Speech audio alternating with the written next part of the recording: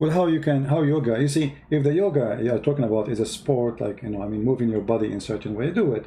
That is a sport, don't call it yoga. If you like bending your legs, stretching your body, if that is the yoga, this is not a yoga, this is a sport. Yoga is something else. Do sport.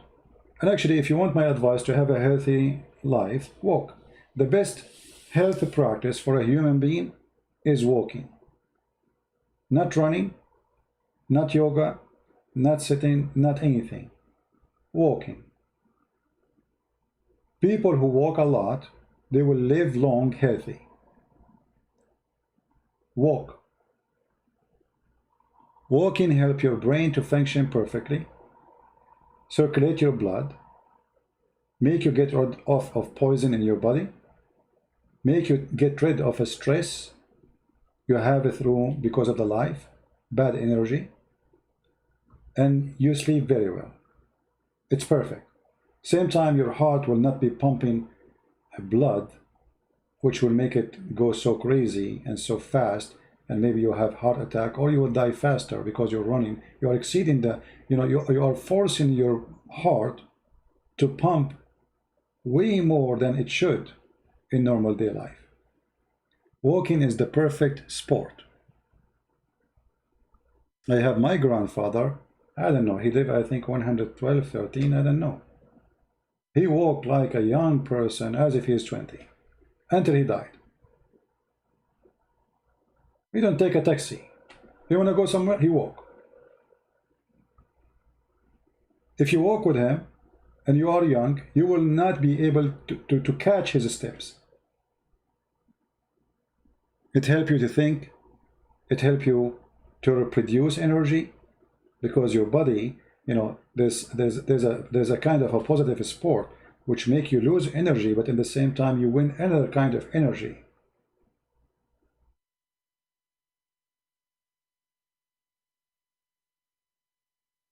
You do not need yoga. Yoga is a person who is, he decide to be lazy, and he don't want to think and do things. It's like, you want to give yourself a break from being exist. It's like you are going in a mute of existence, not only a mute of sound. Like you don't want to be exist for the coming, let us say, 2 hours.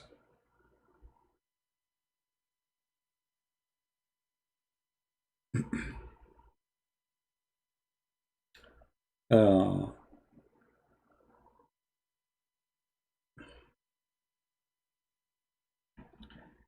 do we have any Muslim have a question, or any Hindu?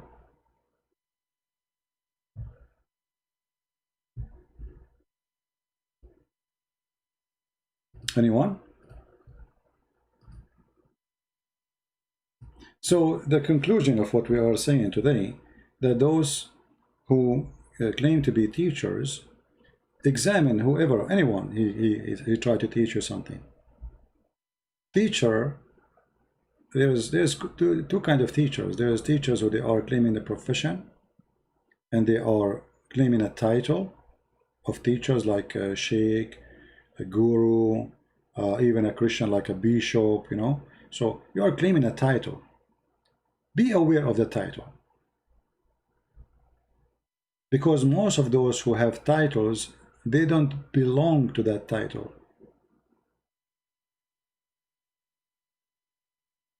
They are false.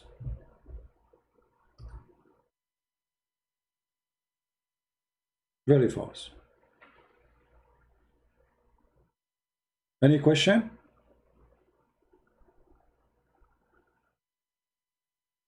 Anyone want to say anything? Mayday, mayday.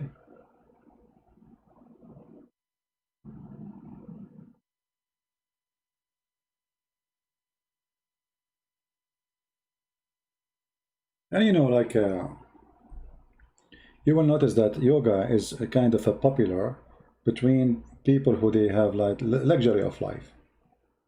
Like a Hindu or a Buddha priest who don't work.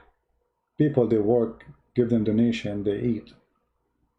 Like when I was in Asia, I saw some Buddha priest, and I saw how selfish they are. There's people begging for money all over the place. Women, they are working in prostitution in Thailand. The Buddha, they walk by and they bless everybody and take donation. So this is your job in life. They eat, they pray to Buddha, they collect donation, and they don't care what's happening in the country. Those poor girls, aren't they all your daughters?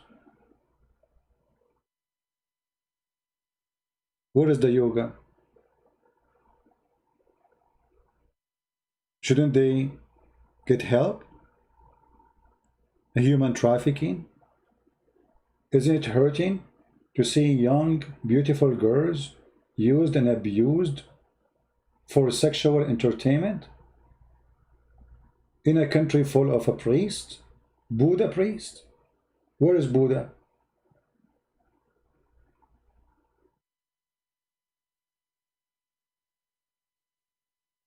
You know what I mean?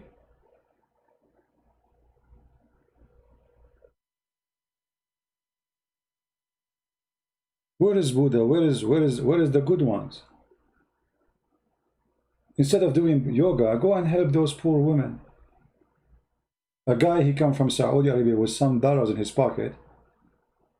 He sleep with your daughter. He spread AIDS. A man coming from America, a man coming from England, men coming from everywhere to use your daughters. Where is Buddha?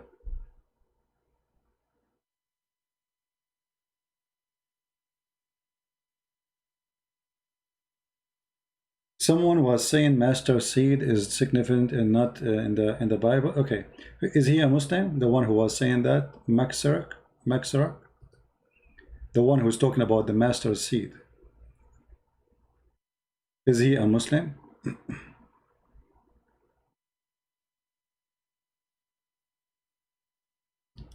You know, Muslims are very funny. They come to you, they are copy paste. Actually, once I was debating a sheikh, and he said to me, well, master seed is not the smallest. This is a mistake in the Bible. The funny is that the Quran used the same statement copying the Bible, but those idiots do not know.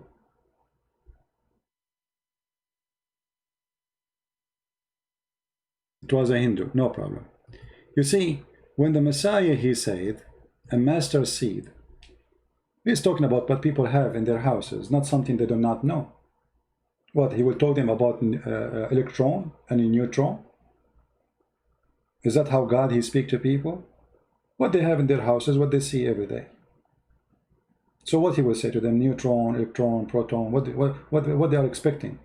And then people, how, this is a parable, so my people understand. So the purpose of it is not science. The parable is how I make you understand. So this is a very stupid argument. Very stupid argument. Because we go after the purpose of the parable, why it exists. Nobody was saying, and Jesus did not say, this is the smallest thing in the world. Nothing is smaller than it. This is the smallest thing in their world.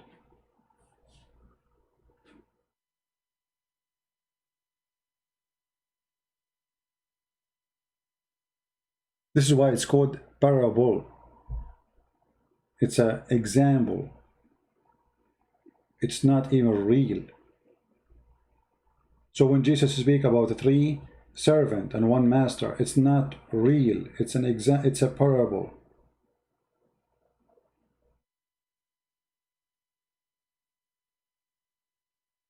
So, you know, when somebody trying to find something wrong in the belief of somebody, he can explain it as he wish. We don't do that. You see, when I was listening to this guru, I was listening to him to the end to see where this is going to end. There's no answer. Same when I debate Muslims, I show them their own interpretation. But if you want to debate me, you don't show me your own interpretation to my book.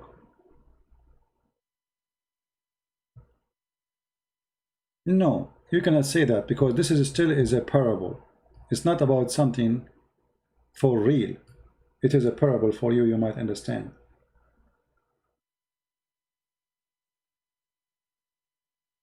At the same time, how is going to talk about cars if they are not exist? Let us say we talk about things, but they are not exist, or people do not know about it. So how people will understand? Let us say I was in the time of Jesus, and Jesus says to me, the smallest thing is electron or proton. So what do I learn from him? What is a proton? I will be confused for the coming 2,000 years until somebody discover what is that. So then the purpose of the book is lost. The purpose of the book is to teach you, so you might learn something for your life, not to wait 2,000 years to discover what it's meant.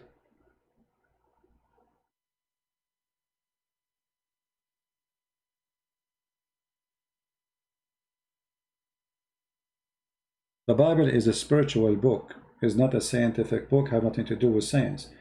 When an idiot, he just asks us, explain to us the virginity, or sorry, the virgin giving birth.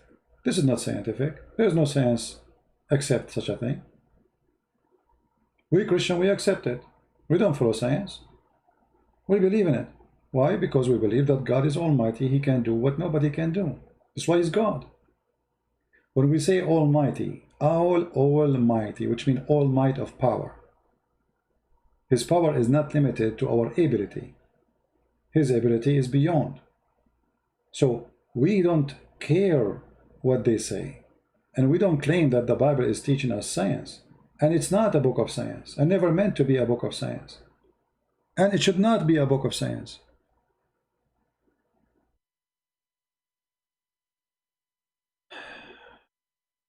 What about the lost years of Jesus? Who said they are lost? You see, if they are lost, it means they were there and they are lost. Where they are lost? How you came to the conclusion they are lost? The Bible exists for the reason of teaching us about Jesus, not about everything Jesus did. Imagine if we are going to write down everything Jesus said since he was born. How big this book will be. Like right now, I'm speaking for the last hour. Do you know how many words I said? How many pages? Just in 1 hour or two? So it's a very foolish to speak about lost years of Jesus. They never been lost. First of all, those who wrote the gospel, they witnessed what they saw, not something they did not see. As an example, John, he was not with Jesus in his childhood when he was young. So how he will witness for it? And why actually? What is the necessity of it? The mission of Jesus started in a certain age, and this is where the story starts. The book is written for the purpose of education about Jesus, the God, what he did for us, not everything he said.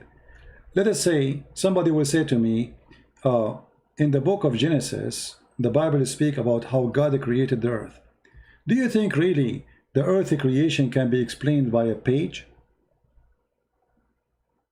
Anyone here believe in that? One page can explain the earth creation? That's impossible. And nobody can accept such a thing. But we accept the book of Genesis because it's not meant to be a scientific book to tell us all the details. If the book will write even how the eye alone, just the eye of a human, or an eye of an insect, or an eye of a fly, is created, you need thousands of pages.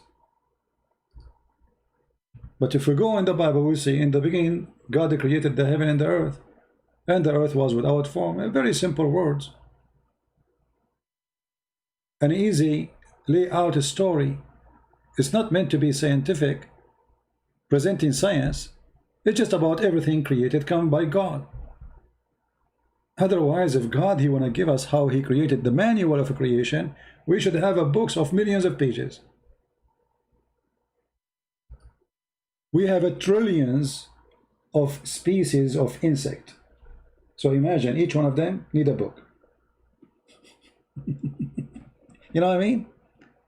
So people, when they, you know, if they try to refuse something, they refuse it.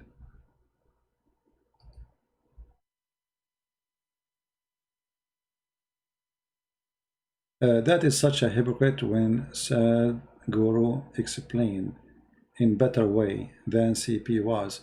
Mr. Avi, do you like to call me and explain to me what Sadhguru said? Guys, Avi is a Hindu, obviously, and I played all the video of Sadhguru and we got no answer. Do you like to call me and tell me what is the answer in the video of Sadhguru? Can you do that? I will open Skype just for you.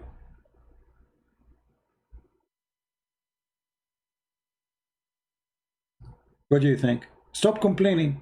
I will give you the microphone and you tell me what Sadhguru he said. What do you say? Guys, do you have an excuse to say I did not give? So we played almost the whole video is what? The whole video is 20 minutes. I played. We are in the minute 11 and 32, and he finished the topic. That's it. Now he's talking about different thing.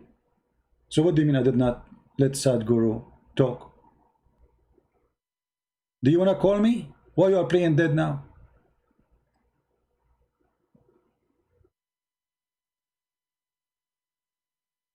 What do you mean show us verses about what you said about regard? What is that? What verses mean? What do you mean? Like what? You see, look how he changed the topic. A second ago, Sadhguru, he explained, and now he switched. You don't want to talk about Sadhguru no more.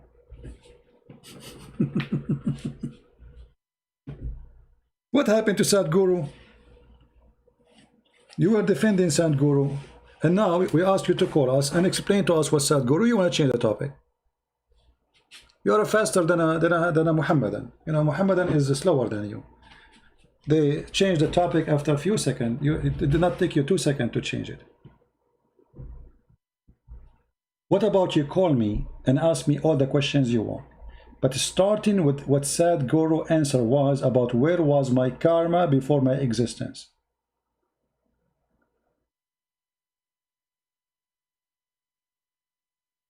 Do you like to call?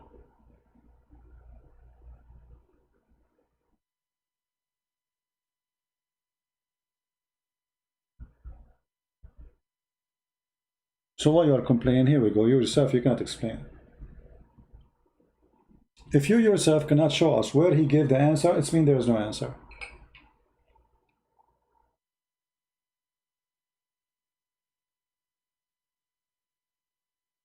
My friend, I don't care what he think. Attacking Sadhguru is attacking Hinduism. Who care?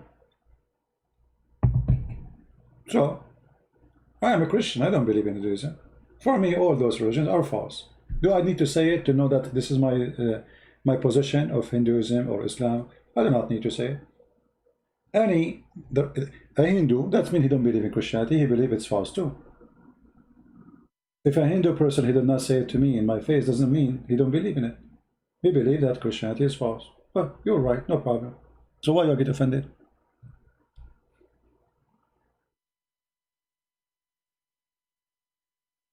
No problem. If you tell me when you are ready to call me. No problem. Download the Skype.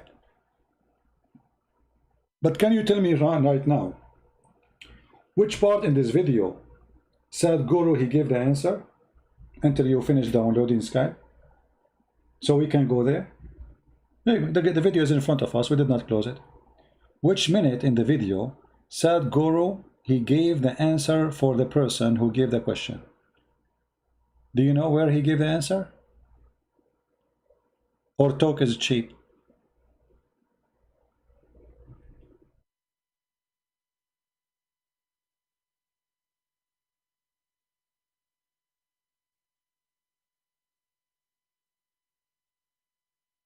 Where to kill women or yoga? This is guys, where it says kill women, go and search it in Google. I mean, you are a Hindu, you do not know. Until the time of the occupation of the bridge, you were practicing burning women alive. Go search it in Google, will take you 2 seconds. If you want to say to me it's not exist in verses, that's because you are stupid. What verses?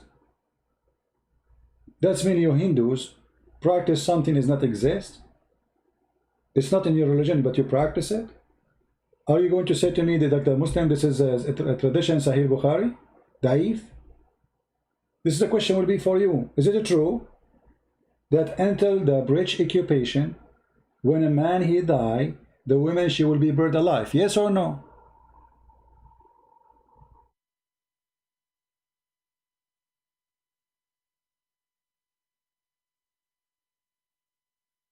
And the funny, Mahatma Gandhi, he said to the bridge that they are, they are not Christ-like. So you are, how come Mahatma Gandhi did not speak about burning women? The one they speak that he was a great man. Where was Mahatma Gandhi? He was waiting for the Christian to come and save the women from being burned alive. Actually, this family, the Gandhi family, is a represent of the Hindu religion. They are the Brahma, and the rest are down. They are the gods of India.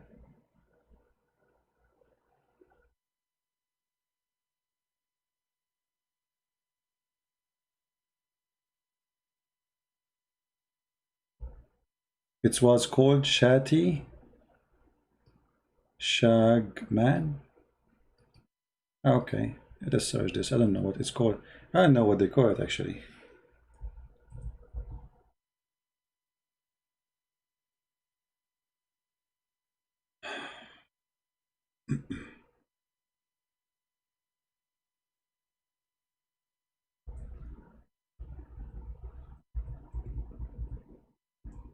Did you download the Skype, Avi, or not yet?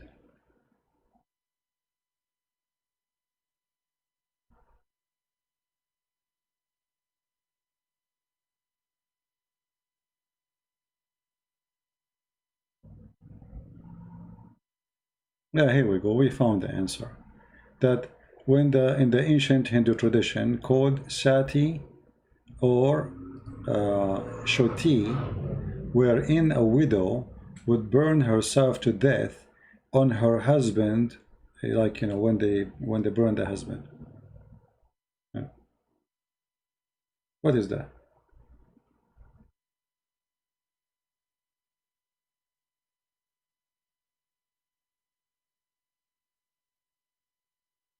In which logic we can accept such a thing?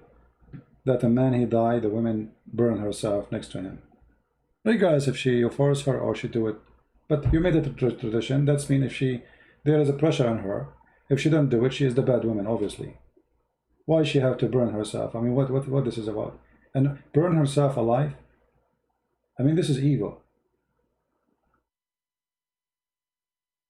Like, did she commit a crime as a punishment? No. That just the husband, he died.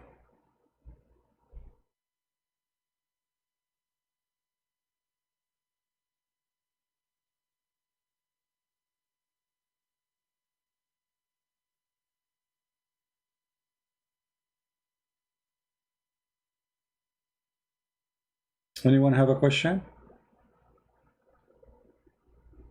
Avi, I don't care if you have a scriptures or not. I am not a specialist in scripture of the Hindus, because simply you Hindu don't have a scripture. Since when you have a scriptures? You have 36 billion God. Which scriptures you are talking about? 36 million God. Which one of them scriptures you want me to read for you? You yourself, you will spend your life just to count their names. 36 million?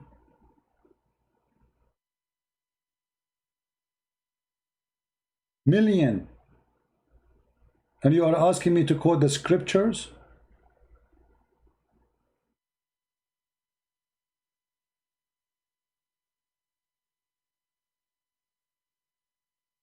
And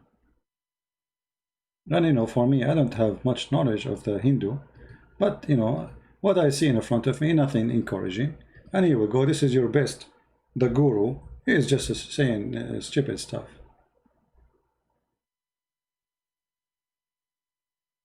And actually, here we go. Somebody he posted for you the verses. It's called the Vishnosamarity, chapter 25, verse 14. And that's what it says.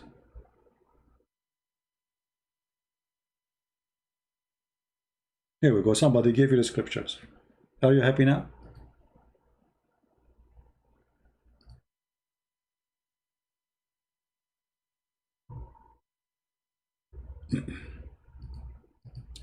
Most of Hindu believe in one God.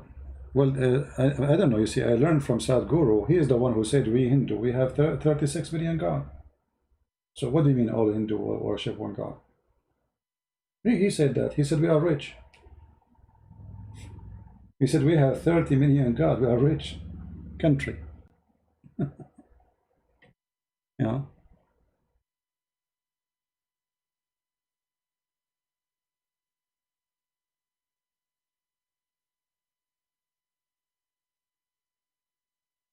Okay, well, we are not talking about even Hindus. We are talking about Sadhguru himself. So if he is a person who is not Hindu, why you Indian consider him Hindu? When you read the titles, when you read the title made by the Hindus,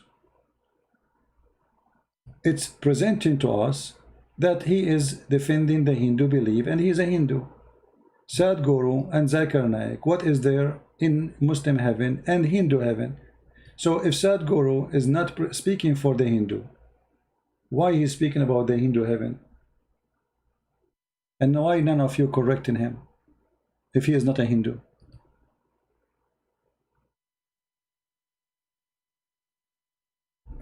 Somebody wanna call? Let me get my Skype. Hold on.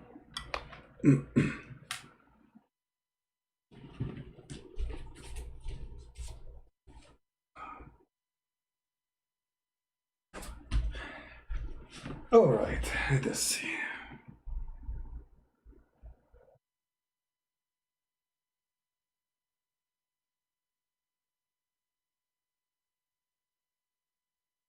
Are you there, Avi? Are you ready?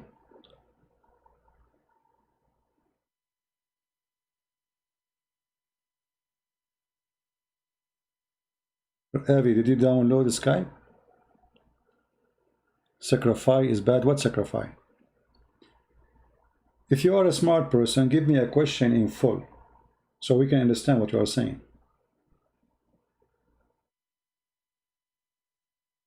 The word sacrifice have a beautiful meaning, but it can be something ugly. Like as an example, a father, he sacrificed himself for the sake of his family. That's a good thing. So what do you mean sacrifice is bad? Can people make a smart question? Is it hard?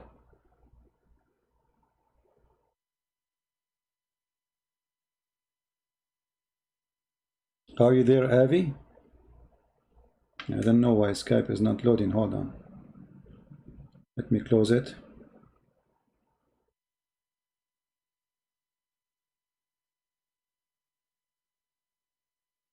Okay, let's try again.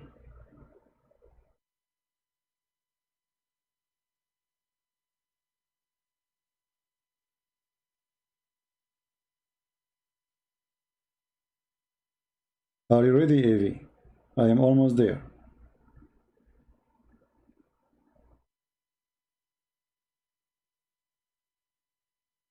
Call me, Avi. I am live on air, my friend.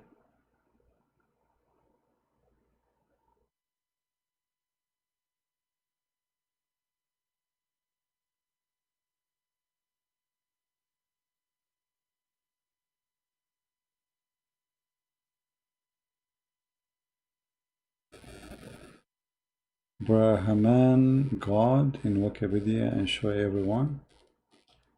Or Brahman God. I'm not here to read about the gods of the Hindus. You know, this is not my target, but I'm just responding to this guy. Somebody asked him, you people, do you think he's a big shot? Look, there's a million view of this video. For what? He said nothing. I'm not here discussing the Hindus. I am not a scholar. You see, if I want to debate somebody in Hinduism, I have to learn about it first. What I know is very little, but it's not encouraging. 600 or 4,000. And this is supposedly, this guy, the guru, gave a brilliant answer. And this is my challenge for those who support this guy. Where is the brilliant answer in this stupid video?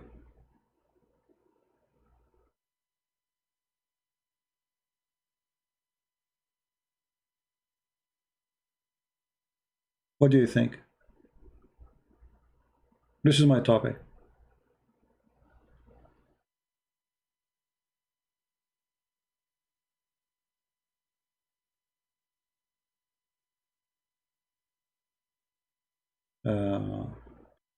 You are getting feedback in my microphone. How is that? Let's see. What about now? So what happened to this guy? Over here we go. I am in Sky.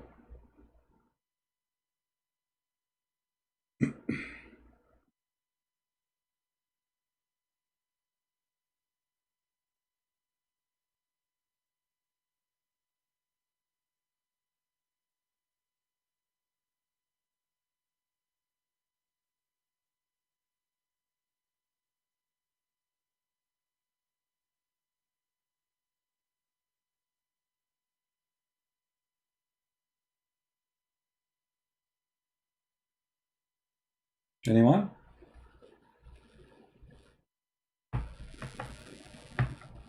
Yeah, I fixed it. I did say inshallah. That will fix anything. Anything you have, you say inshallah, it's going to be fixed. If you don't believe me, ask Sadhguru and Zakir Naik. You will notice that both of them, they present the same thing. The supporter of Zakir Naik, whatever he says is right. The supporter of this guy, nobody says to him, you are wrong. I did not see it anywhere. I mean, is it possible that everybody agree with everybody? With one person? Is it really possible?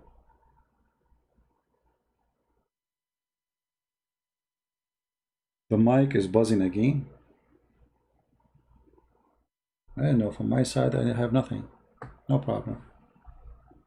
Buzz buzz. I don't know why it's buzzing.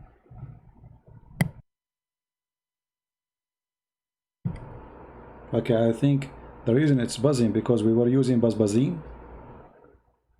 Is it doing the buzzing stuff now? Buzz.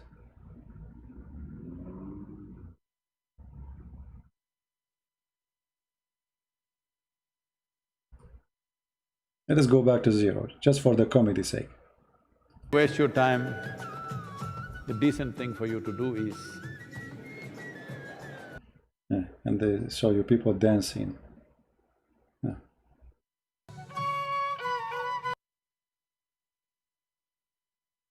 Okay.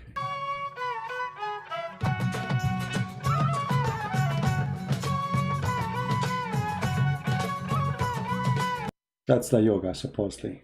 Okay, that's it. Okay. You know, there is a guy, he have a Christian sect in the Philippines. The same garbage. This exists not only for Hindus or Muslims. We Christians, we have false teachers who they bring their garbage with them. Let me find him. Hold on, give me a second. In the Philippines, this guy, he have a great, I mean, buildings, a lot of money.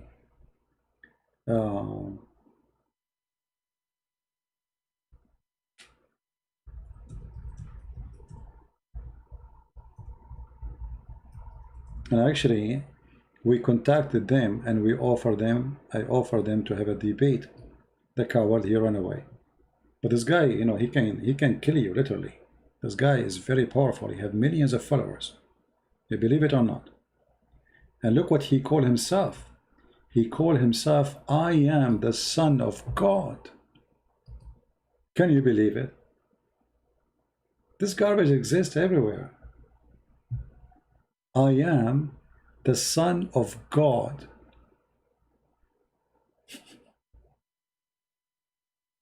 He claimed to be the Messiah. Palace. I mean, this guy is not only a scam, but a very successful scam.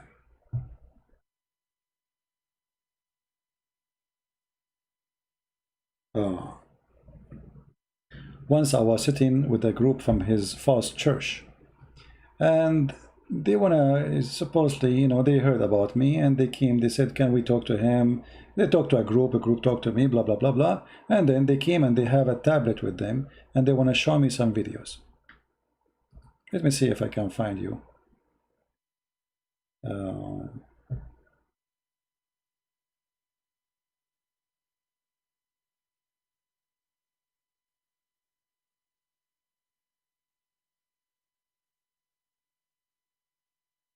I will try to find something here.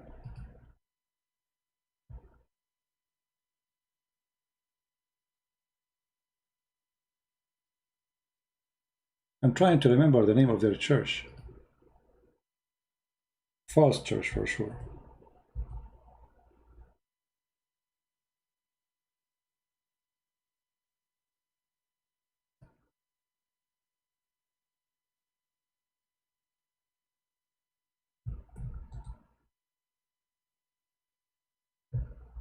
Yeah, here we go. I found him, but I will try to find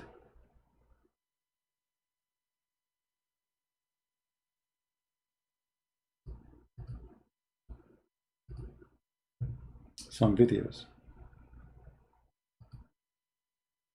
If you go to their, if you see their videos, they have a very professional TV station, and always those who sing, they are very good looking, and the camera only in a very good looking women and handsome men. Not a single person in this false church is not good looking. So anyway, those people, they came to me and they were like asking me if I like, they invite me, actually, they offer me free accommodation, meet the Son of God.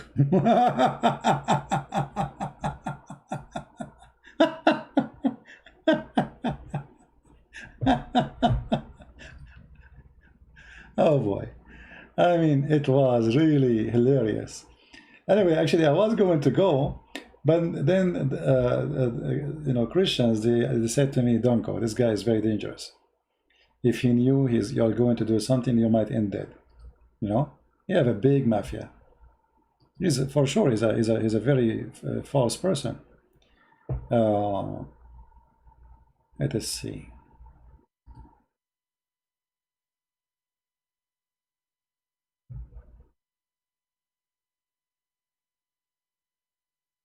And this guy, he have now branches of his corrupt false church everywhere in the world. He is the devil himself.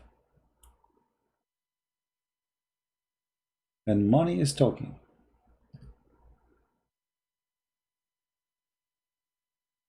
Money is talking. I will not be surprised if sooner or later they found that he is doing drugs like Muhammad.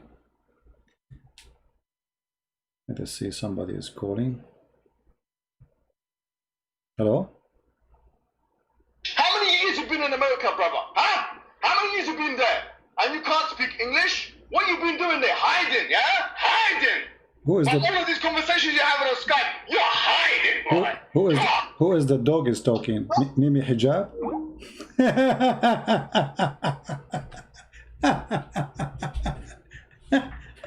You know, the first I thought it's a German shepherd, but it turned to be Mimi Hijab. But the coward, he hung up on me. You see who is hiding? Son of Muta. Let us see. Son of Muta, like your prophet. How many years you live in America? You are hiding. I'm afraid of you. I mean, you are scared. Here we go. They are laughing at your God all over London. What you can do about it, you coward potato? What does that mean, hiding? Are you threatening me? Coward. You don't dare. Get closer. Yeah. Yeah, here I like, I'm looking for the videos. I mean, there's endless videos of this false church.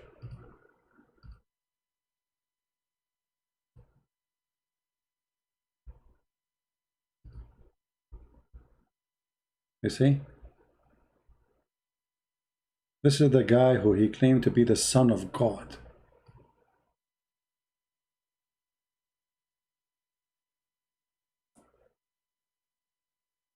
And every year he give himself a lot of buttocks.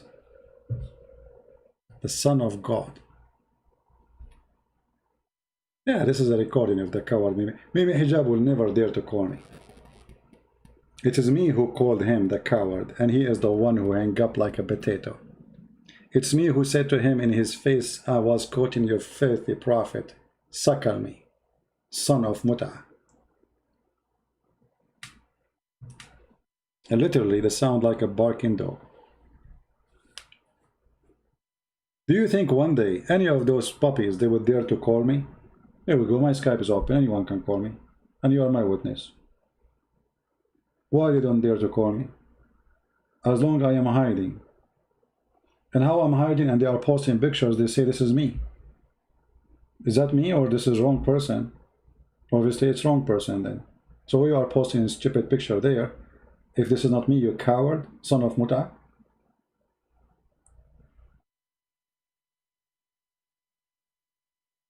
Do we have any brave Muslim? Ah, brave Muslim, you're right.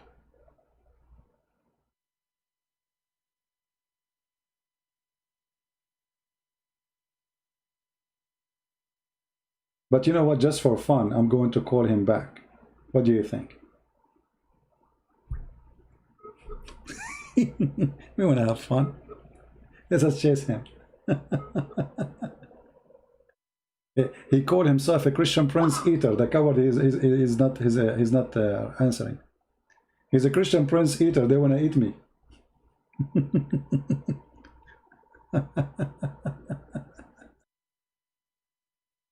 They see me in their dreams. Cowards, all of you. Not even one of you dare to call me. If yes, prove me wrong. I am the one who opened his Skype and he say anyone can call me. Actually, I forbid the Christians from calling me. All people here, they are my witness. The same as this guy was able to call me, anyone can call me. So where are the Muslims who they can bring us something good? Someone saying, can I call? No, you cannot call. You have to be a Muslim. You are not. Let us see. We need a Muslim. Do we have any Muslim?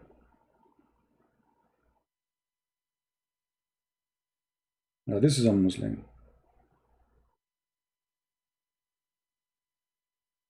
Ah, this is the guy who left Islam already. I decided to leave Islam. That's wonderful.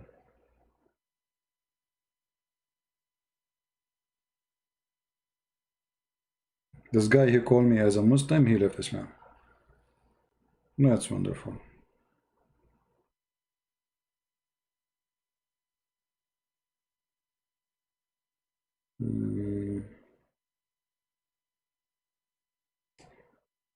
Islam Media.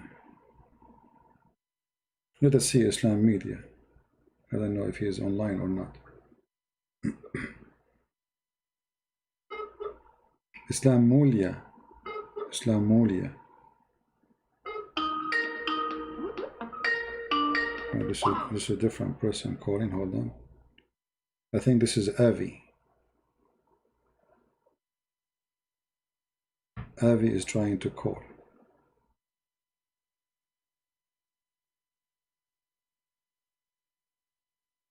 Make a normal call, Avi, not join call. I don't join call. What does that mean?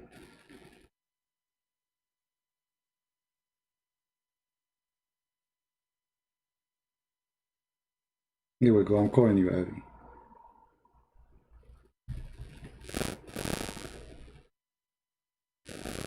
Looks like internet is not good for Avi.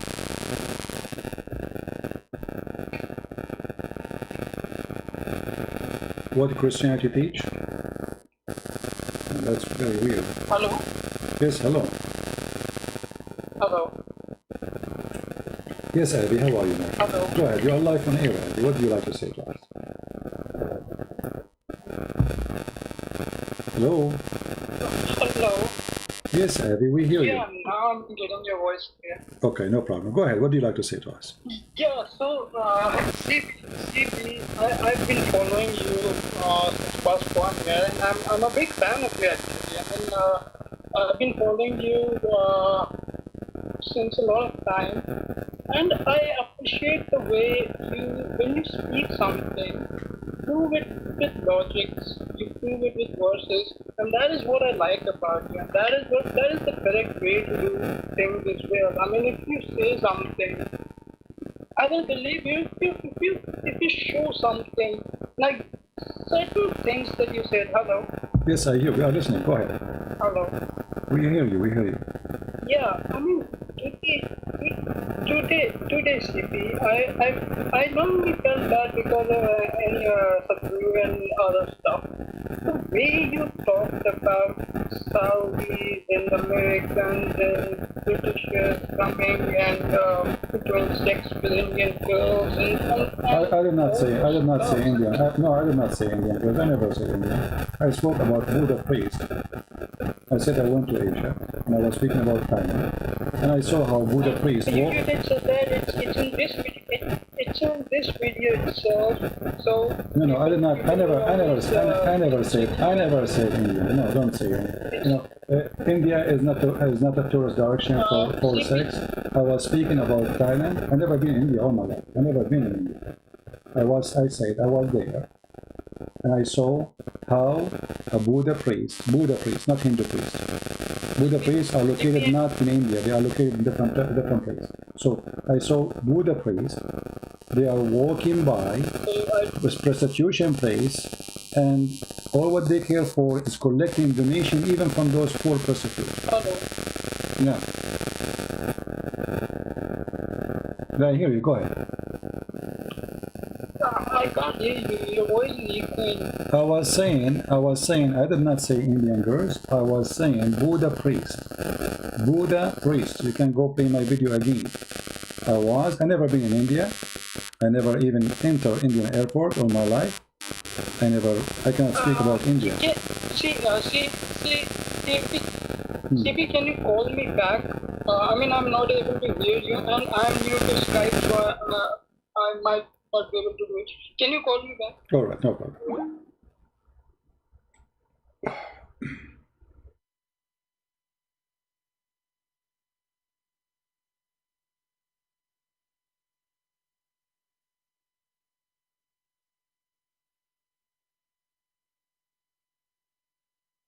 Oops.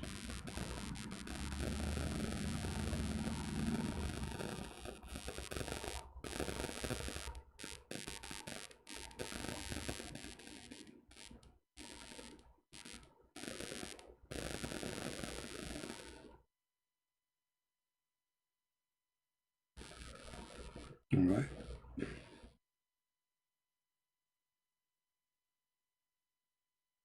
Send me a text message because for some reason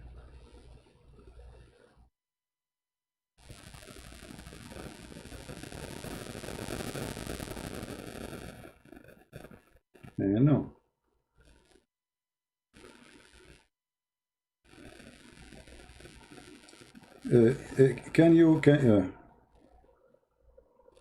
I lost you again.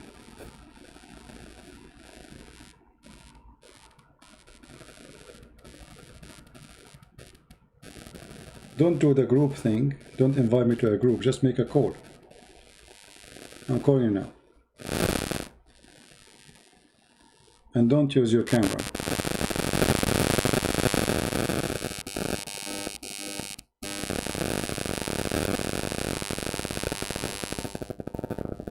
Nothing is working.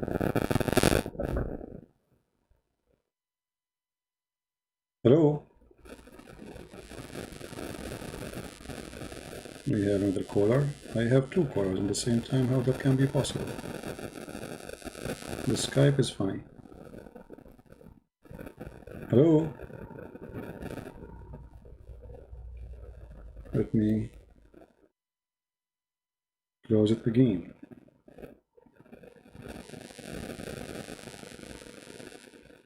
the Skype freeze. You receive 2 callers for some reason, and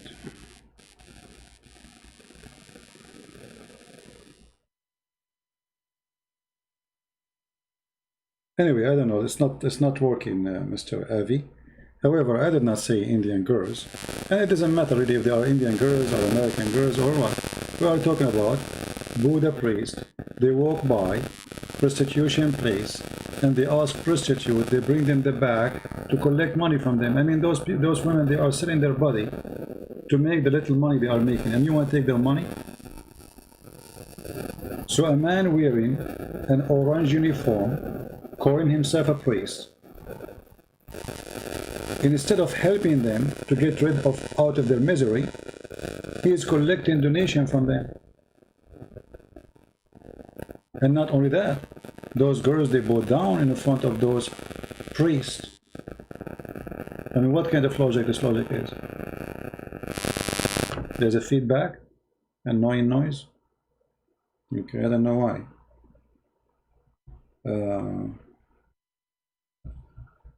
Let's see. We have somebody try to call. I don't know who is he. Let us see.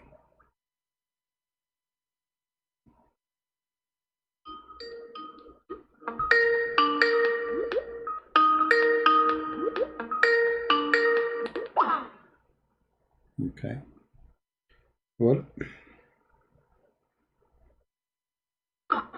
Hello? Hello?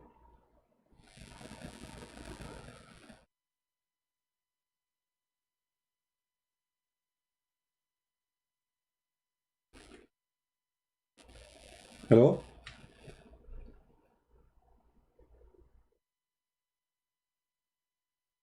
Look like they have bad internet. Hello? What we can do?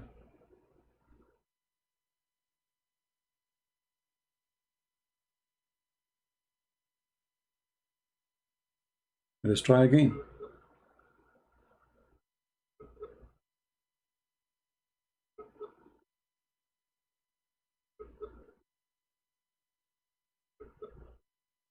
Do you still have a bad noise there?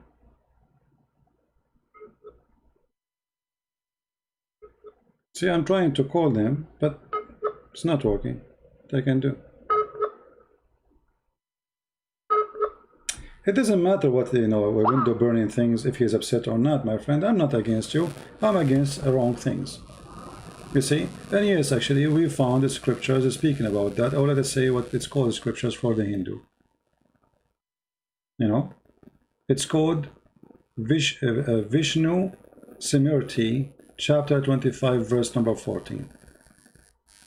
So yes, it's true. It exists in the teaching of Hinduism.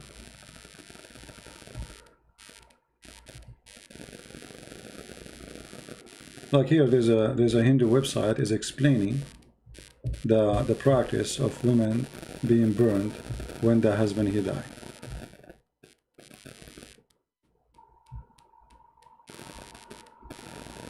And if this is just a tradition, so why the priests allow it?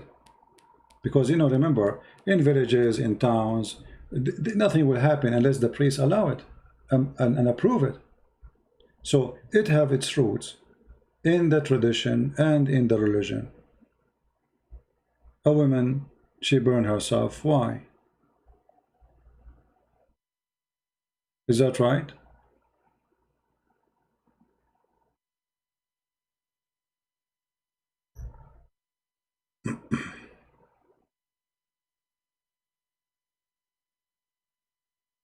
Let us see.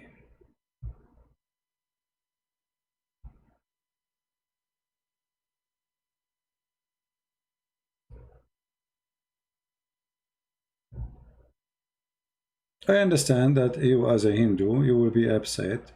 You will not like what you are hearing. But if what you are hearing is what is there, don't be upset from me. For me, I never been in India, and I don't know. I learned those things by reading.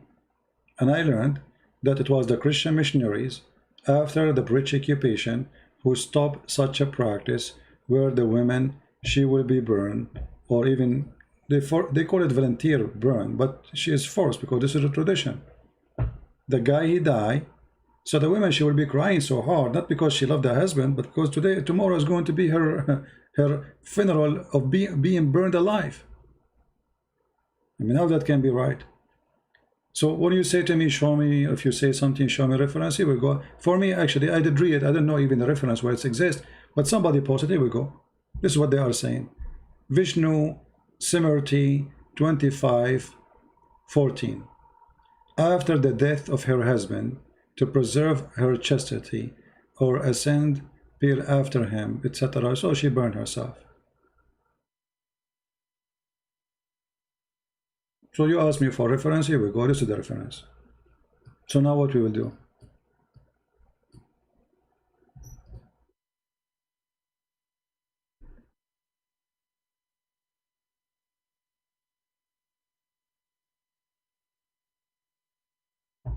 Do we have anyone want to say anything?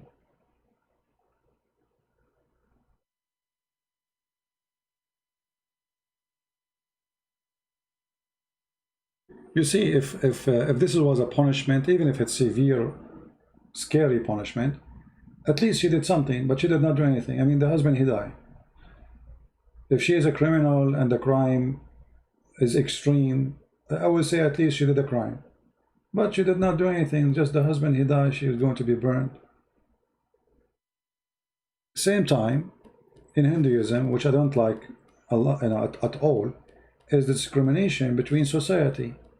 So there's people who they are going to live poor, stay poor, and even if you get rich, by the way, like now, because of technology, etc., so you might be from a poor society, your son became a software engineer, he made an email or software, he became a millionaire, still you are going to be considered from the low society. Because obviously Hinduism discriminate you, the same as the Islam discriminate. Islam discriminate, the Arab are the highest, the rest are just servants. Why Osama bin Laden became a leader in Afghanistan? Because he's an Arab, he's Saudi. Why the Arab, they are not equal? Because even Arab are not equal. Even Muhammad, he said it clearly, that Allah chose from the Arab tribes. He chose from the nation's tribe. And then he chose from those tribes, from the Arab, certain tribes. And he is the best of his own tribe.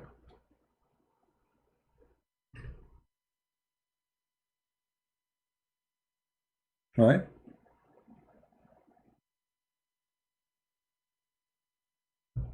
Do we have any Muslim?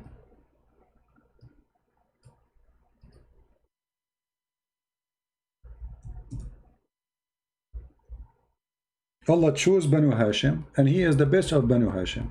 That's the whole story. So he chose from the Arab Banu Hashim.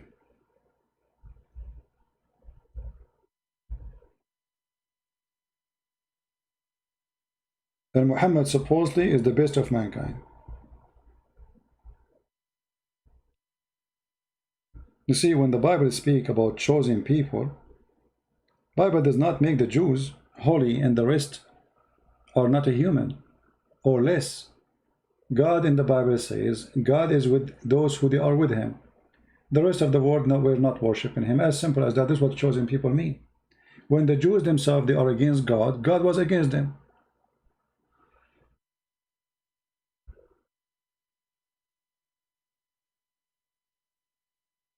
Huh?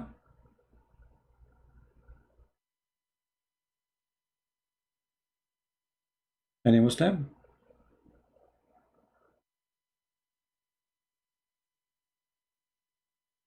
Who is a Muslim want to say something?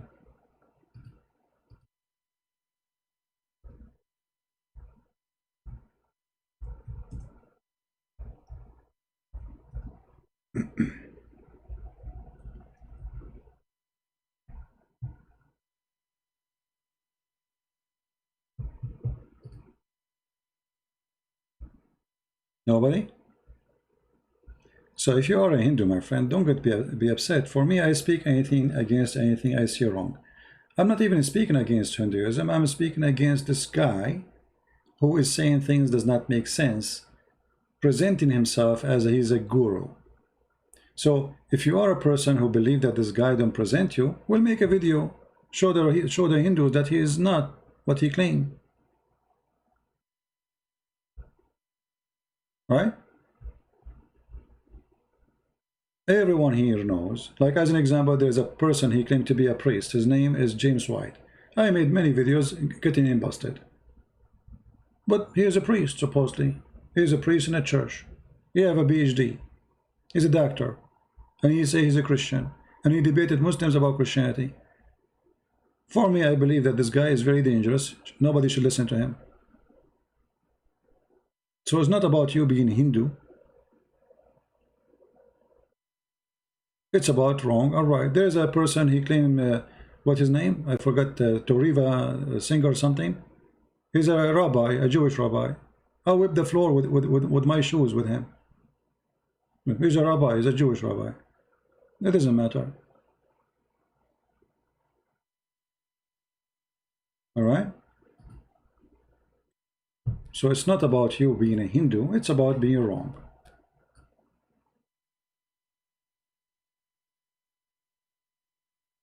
Anyone have anything to say? As an example, this guy Tovia Singer, he will never dare to debate me anyway. But he is a hypocrite who lives in Indonesia. He's married to Indonesian women. And he knew he cannot say anything wrong in Indonesia, otherwise they will kick him. And in the best scenario, he will lose his business as a Jew in Indonesia. I think he sells jewelries or something. And he claimed to be a rabbi, but there is no way he can be a rabbi. He will never dare speak wrongly about Muhammad or Islam. But every time he go live, he attacks Christianity. And he says stupid things.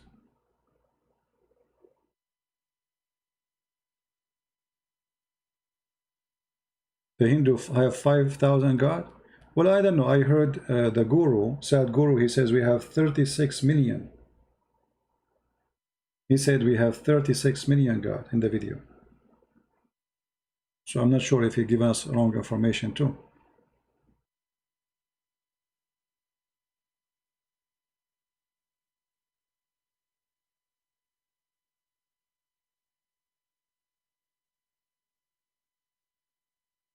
Any Muslim? Any guru? Any guru want to say anything to us? We take calls from gurus and we take calls from Muslims.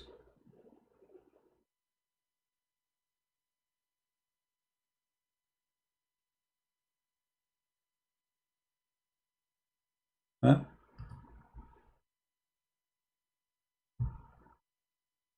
And what I find it embarrassing, that in description in his channel they say, or whatever this channel present, he gave a brilliant answer.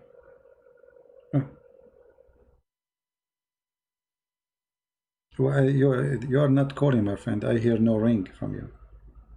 I'm receiving nothing. There's a person, his name is Wanakaka Kokakaki, I don't know. Is that you? Let me call him.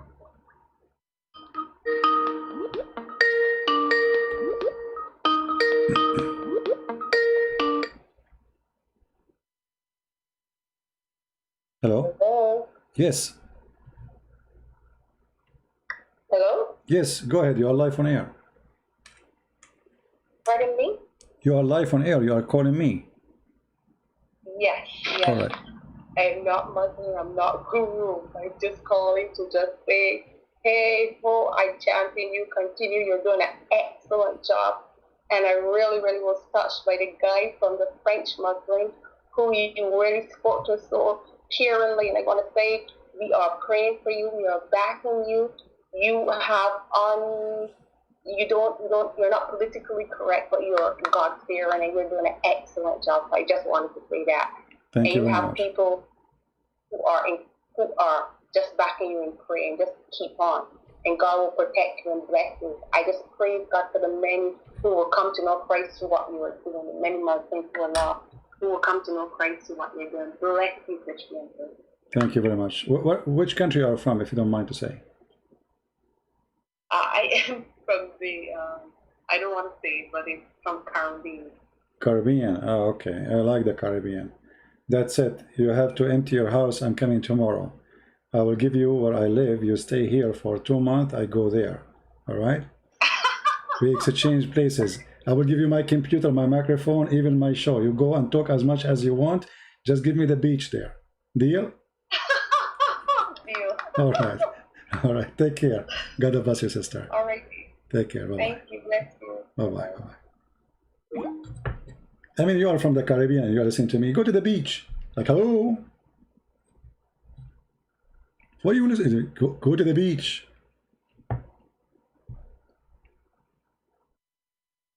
Instead of listening to the Sadhguru, this idiot talking nothing, saying nothing, go to the beach. You're living in the Caribbean, listening to me. I feel sorry for you now, actually. Like, come on. Go to the beach, you will see God there, the glory of God there. The amazing beauty created by God is there. The fingerprint of God there. The art of our Lord is there. Each time I see the beauty of the nature, I believe in my Lord way more. Incredible. Today I was out in the yard. I planted a new tree. And guys, I love those trees. And I don't know, like each time I see it, I see that how amazing God is. Even tree can make you love God. All what you need is just to have the eyes to look in the right way. And then you will see the beauty which you will enjoy. And for sure, I was joking with you about why you are listening to me. But yes, God is everywhere. And if you live in the Caribbean, I mean, God, He bless you with a lot of things. And you will believe in God way more when you see His handwork.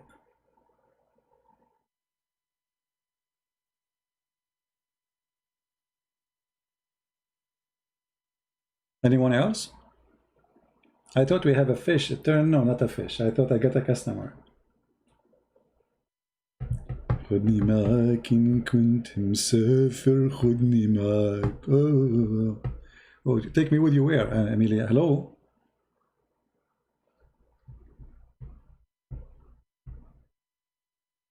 If I go, I will go alone. I will not even tell anyone where I am. All right. No, it's not the nature is true beautiful. It's God beautiful.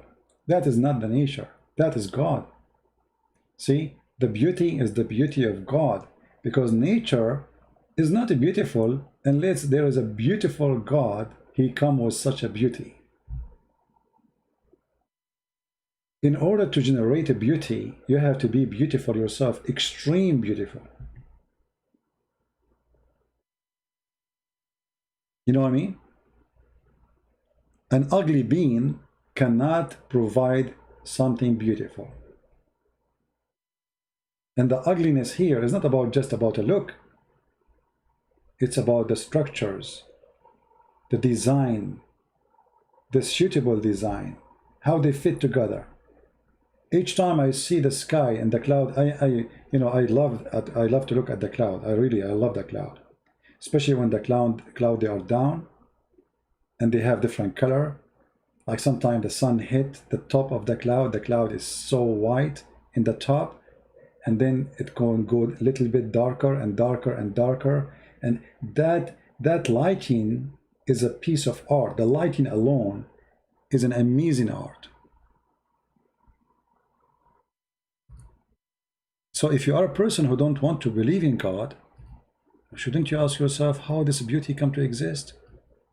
Is it really an accident?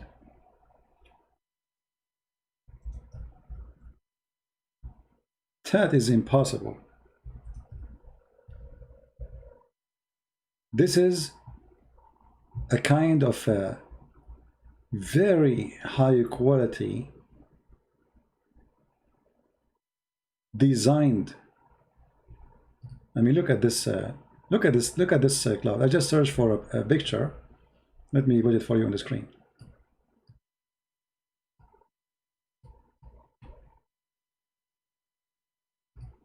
Look at this. How we can describe this? And then, like, I cannot show you the rest of the picture because it's too big, but you will see then the reflection of the cloud on the water. I mean, isn't it amazing? Or when there is a storm, or when there's, it's so beautiful.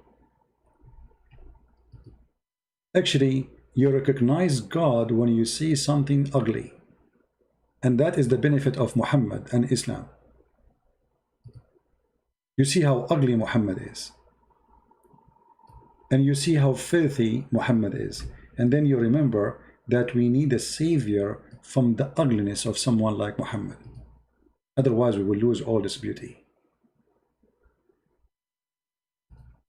So sometimes even ugly exists for a reason. If there's no bad, we will not know what good. If there's no salt, we will not know what's salty. If there's no sugar, we will not know what's sweet. Everything adds to us more knowledge and more understanding.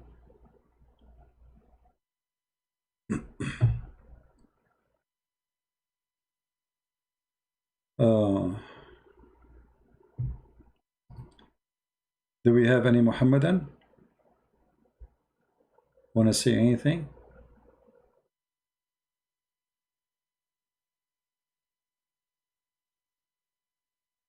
Yeah, you know, whatever this Sadhguru, obviously this Sadhguru is sad, you know. Obviously he say things, it's philosophy, and he bring his own philosophy and he mix it up together.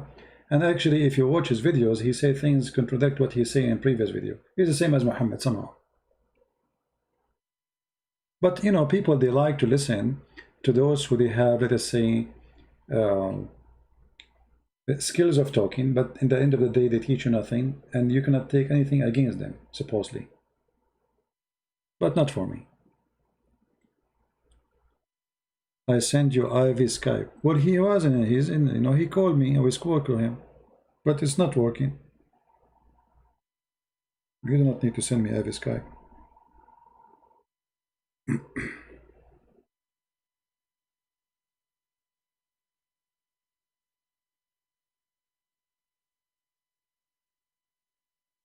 Yeah, it's not working. Anyway, I don't want Avi to be upset, but Avi, I don't take a side. You can go search right now. You will find Christian Prince making videos against someone who claimed to be Christian. Christian Prince making videos against someone he claimed to be a Jewish rabbi. Refuting Jewish people. I don't take a side, my friend. I don't care if you are a Hindu or not. With my respect to you, I take a side of the truth. Anyone he speak wrong, he says something stupid, I will be against him. And especially, and I'm talking about against him as what he said, not him as a person. Otherwise, I have no problem with this person. But isn't it embarrassing that tens of thousands of people, they sit and listen to this guy saying this rubbish? Isn't it? And why nobody from the Hindus make videos to expose his lies? Do you really accept as a Hindu what he said? That there's no creation, there's no creator? Is that what you Hindu believe? So what the word God mean for you? If there's no creator, that means there's no God. So what God? What is this word idea of God then? What make him God if he created nothing? You know what I mean? When this guy in the video, he made it clear that there's no there's no creator. Then why you believe in God? Why you claim that you have God? And what is God then? Is God is somebody like he is an officer working for a company or something for you? Because this is what he said. If we go right now and we listen to the video again, you know, which is boring, I don't want to annoy you, but we can listen to it again. You will find that, you know, the answer is very silly and very stupid. There's no God. But yet he said we have 36 million gods, 36 million. So what is God then for you?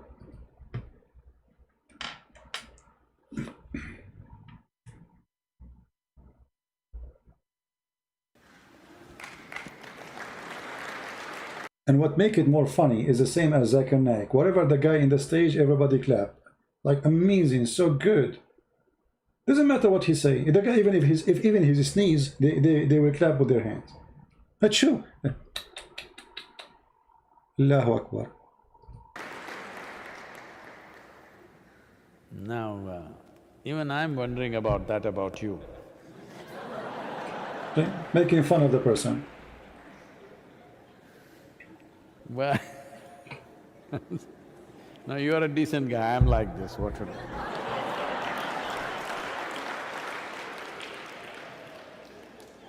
The one is asking me, Battle of Abu Bakr. What is Battle of Abu Bakr? What is that Battle of Abu Bakr? Make it clear. Let's take that question further back. It's not just about your birth. Well, in the yogic culture, there are theories which are explained in the form of dialectical stories, how Shiva was like Shava. Shava means a corpse. He was inert, phenomenal energy but inert. Then energy or Shakti came and danced around him, upon him, then he got kind of woke up. Well, we are, picturizing it as a man and a woman, but that's not what we're talking about. Inert means nothing happening, no reverberation. No reverberation means no creation. Energy got introduced, reverberation started. From a simple basic reverberation, it got more and more complex. As reverberations became more complex, it became matter, matter became small molecules, they became planets, planets became many things, life happened, variety of things. You know the evolutionary theory from there on. Evolutionary theory only starts after life has started, or at the beginning probably. But if you go back, creation itself, we may not know the exact trajectory of how it happened, but we approximately know how it happened, even as per modern science. So in the modern scientific parlance, the same thing is said today that if you apply energy, not even into it, just around it. Suppose you create vacuum in a container and apply energy not into the vacuum, just around it, virtual protons and virtual neutrons will erupt. That means creation begins to happen. Proton, neutron. Is that really what the creation is? What this guy is talking about? So all of you Indian engineers, doctors, scientists, I mean, India is a country full of really very smart people. Is what he is saying any close to accuracy? If you have a vacuum and then you put energy next to it, creation started? Is that true? Can we do that? Can we practice this in the laboratory? Even in the laboratory, which is not an accurate practice. Because remember, in the laboratory you are forcing things to be there. It is not a natural thing to be there. You know what I mean? This is why it's a laboratory. So I can bring things, they will never meet together unless I bring them in the laboratory. And I put them next to each other or mix them together in the laboratory. But in real life, never happened. So it is true that in the laboratory, if I bring energy next to a vacuum space, creation started?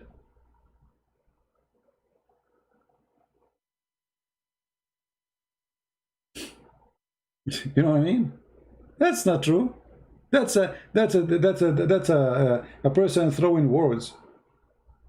And if you go back in what he said about the creation, you would die laughing.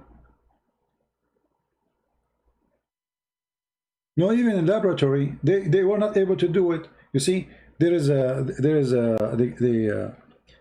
tried or they created a machine to resemble the Big Bang. I don't know if you heard of it. Cost them I don't know how many $1 million.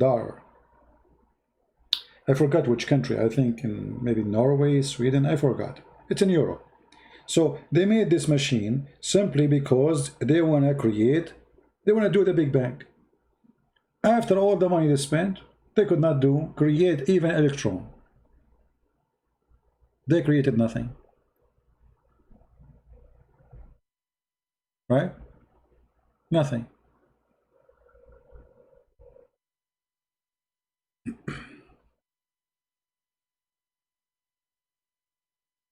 Was Hindu tribe in the Arabian Peninsula at the time of Muhammad and his companions?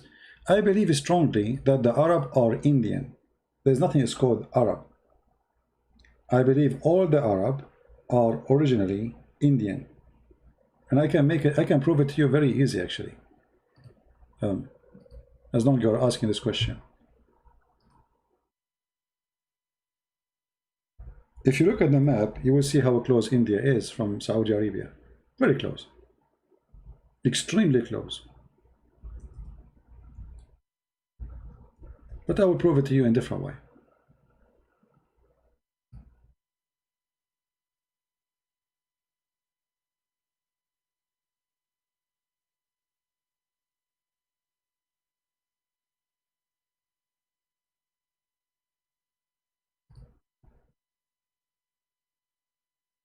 Let's see.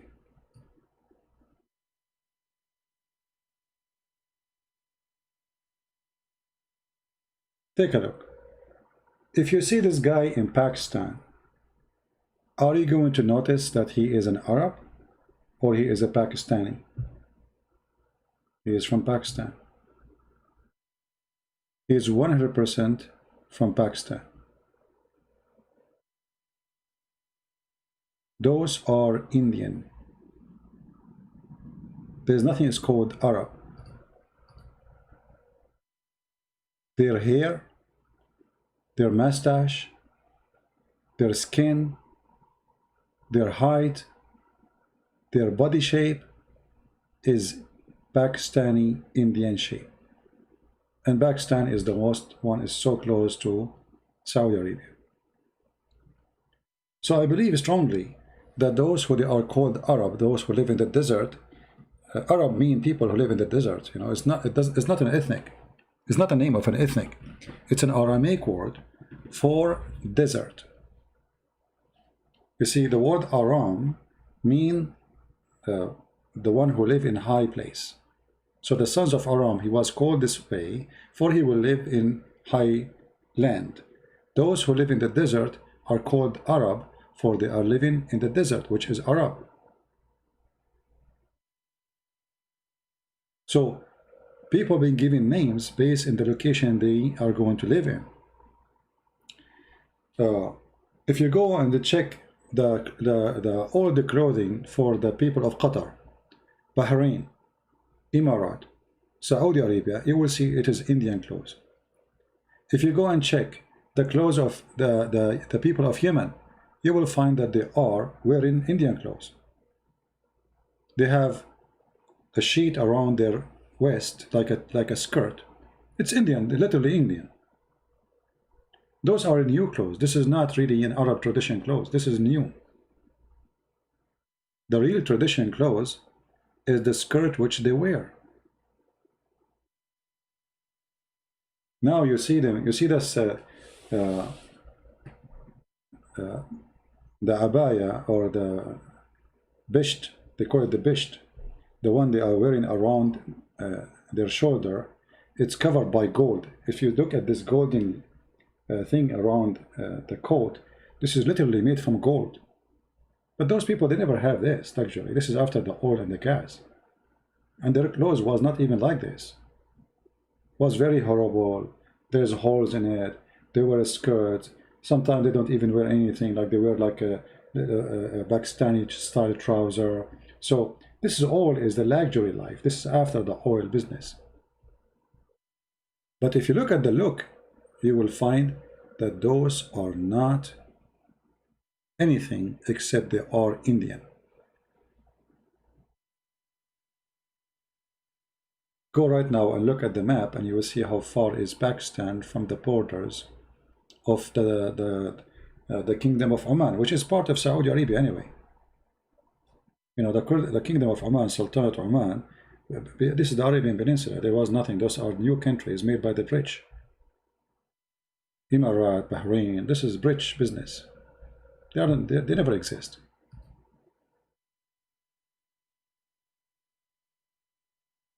All right. So there's nothing called Arab today. Anyone who speaks Arabic, they call him Arab today. This is how it is today. But Arab are not an ethnic. And actually, even Muhammad, he proved that to us. If you remember, Muhammad, he said Allah, he sent the Quran in 7 reading. What does that mean? They say to you 7 dialect of Arabic. Okay, how different that they are, those dialect, to the point we need 7 dialect if they are one language. You know what I mean? If it is one language, why we need it in 7 dialect? I mean, if the difference between this and that is 1 letter or a pronunciation of a letter, what a big deal. So why we need 7 dialect? Because they are not one nation. If I go right now to Yemen, I will not understand what they are saying. I will have no idea what they are talking about.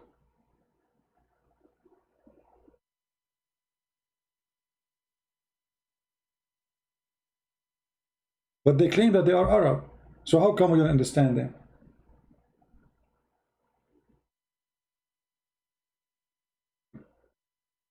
What is the crown? A gal. They call it a gal. This is just to, it's a weight to weight up your scarf so it doesn't fly with the wind. It's not really, I mean, it's just, all those things, by the way, is made by the Aramaic. This is a clothes given to them by the Aramaic. Those people do not know how to dress. They never make even clothes. The Arab, they used to buy their clothes from the Aramaic. They exchange with them their animals, and the Aramaic gave them the clothes. They didn't know how to make clothes, they didn't know how to make swords, they didn't know how to make anything. Even Muhammad himself, he used to go in trade business with all the way to Syria. And the trade business is very simple. They take animals, palm date fruits, whatever they have from the nature, and they exchange it in Syria with swords, clothing, jewelries, etc. Why the Saudi fight in Yemen? Because the Yemeni controlled by the majority, which is the Houthi. Houthi is a form of Shia. They are kind of Shia. So the Shia, they are taking over Yemen, and that is a big risk for the Saudi, who they are Sunni. Which means if the Shia of Houthi, they took over Yemen, that means Iran is in the border.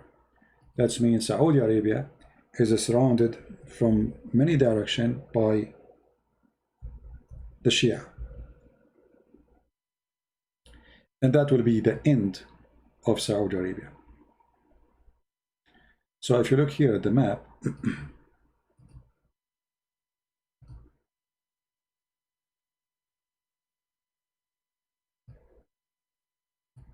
see, this is the new map. Those things are not exist before. I mean, like now, how Iran is located, how Pakistan, there was no Pakistan. All of us, we knew this is India. There's no Bangladesh. This is India. India is Pakistan and Bangladesh and India today, and Sri Lanka. So the same for the rest. Saudi Arabia does not exist. There's nothing called Saudi Arabia. It's never been one country, never been united, never have a king, never. So when the British, they took over, and the French people, they took over most of this territory, especially the British in this area. They divided, and every sect took over a place. As an example, for a certain time, Egypt was all of it Shia.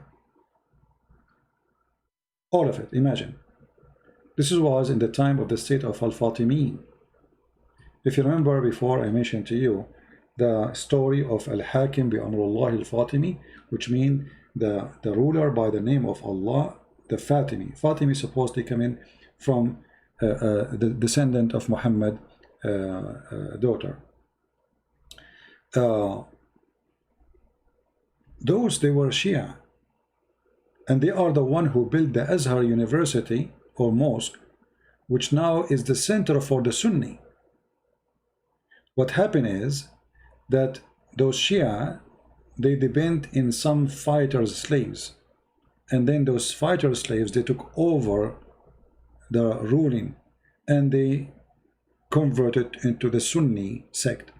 And by converting to the Sunni sect, they forced all the country to become Sunni. So you can say overnight, Egypt from Shia country became Sunni country. And then Yemen. The majority of Yemen is Shia. And this is Iran.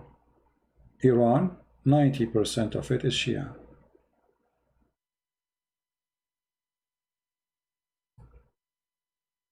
And this is Saudi Arabia. So now Egypt is not Shia no more. The Shia are minority. But Yemen have a great number of Shia.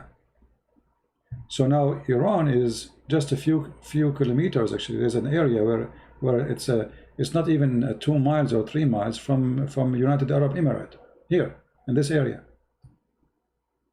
You can see Emirat by your eye. You don't even need to go and take the boat to see it. So it's very close. And there's a great number of population in the state of Bahrain, the kingdom of Bahrain. He made himself a king, this idiot. So, and this is Bahrain here. The Saudi, they made a bridge between them and the Bahrain in order to let us say change the demographic population of Bahrain, so Iran cannot claim it later, because if the Shia are able to take over this little island, then this island will be so close to Saudi Arabia. It's just 1 or 2 kilometers away from Saudi Arabia. If you zoom in,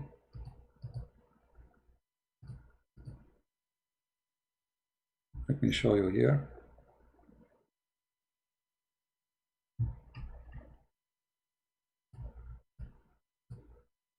See how Bahrain is?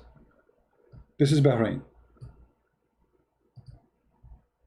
And this is the bridge the Saudi, they made between them and between the island. The majority of the population in Bahrain is Shia. This is why if you go to Bahrain, you will find that the police is not even Arab, they are from Pakistan. The king of Bahrain, he is bringing people from Pakistan who they are Sunni, and he give them citizenship in order to make a balance in his island against the population of the majority Shia. The people of Bahrain who they are Sunni, the native, they are a very small tiny number of minority, and the Shia, they can overthrow them very easy. So the Saudi, in order to solve this issue, they established this bridge. Let us zoom in. Maybe we can go in the ground actually. Maybe we can go in Google Earth. We go in the ground, let us see. I don't know if we can go. Here we go. See, you see how close it is to Saudi Arabia? This is the bridge. It's not really a big bridge. Look how easy. See? That's it. This is the distance between Bahrain and Saudi Arabia. So if Iran was able to control this area because the population is Shia, that means Iran can destroy. That's very easy for Iran. Now they will have a very front line on Saudi Arabia. You see it?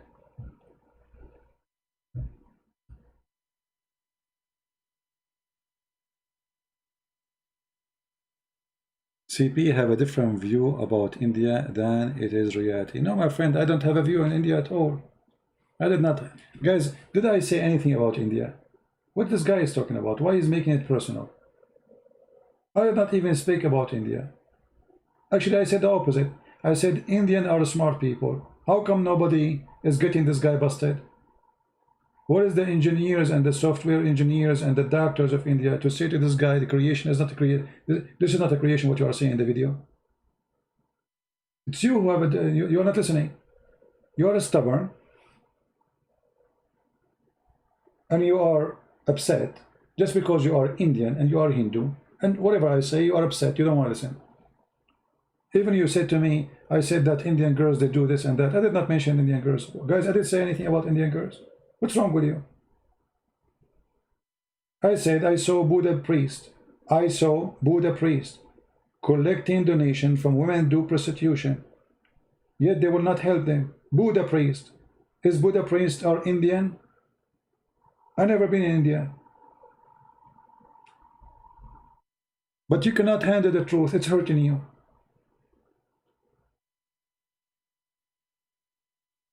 Anyway. So Shia and Sunni, there's a huge problem between them, and one of them have to kill the other one. They will never be friends. Never. And Saudi Arabia, actually, the only reason for Saudi Arabia to be exist until now is, you know, the USA. Otherwise, Iran, they can occupy Saudi Arabia so easy, extremely easy. I mean, those Arab are no match to fight Iran. You know, remember, those are the Persian. Persia one day used to be the enemy of Rome, which means it was a super power. So they are no match in everything. The way they think, the culture, education, even population. So if the Iranian, they decide to invade Saudi Arabia, I assure you they will take all over Saudi Arabia in a few hours, not even in a day. The same as Saddam Hussein, he took over Kuwait in less than 6 hours. He attacked in the morning, by 11 noon time, he have the whole country.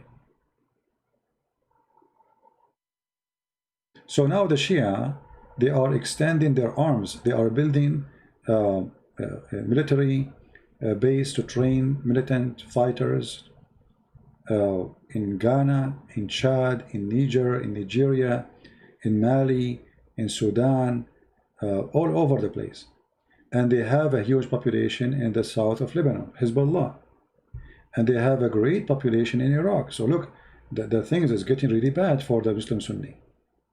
The Shia, they are growing in number, and they are growing in power, and they are surrounding the Sunni. So this is Iran, and this is Iraq. Iraq was controlled by Sunni, by Saddam Hussein for a long time. And before Saddam Hussein was Sunni too. But then George Bush, he decided to change history. And he did. He took Iraq from the hand of the Shia and from the hand of the Sunni, and he gave it to the Shia. So now Saudi Arabia have a huge borders controlled by Shia. Iran have a huge control and authority over those Shia in Iraq. This is why we saw Trump, he ordered the assassination of one of the Iranian leaders in Iraq. What he is doing there? I mean, he is an Iranian military general. What he is doing in Iraq and Syria. Add to that, that Shia, they took over Syria for a long time. The Alawi, they are a form of Shia. And now Iran have about 200,000 soldiers inside Syria. Here. And Hezbollah too. So things is not getting good for the Muslim Sunni. There's Shia from behind them in this area.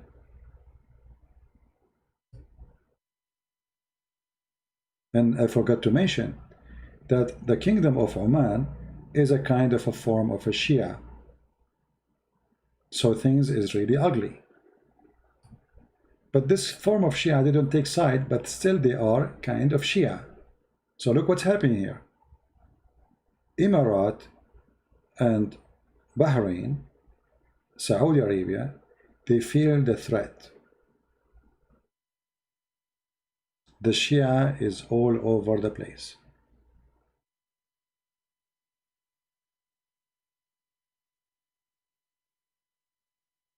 Any other question?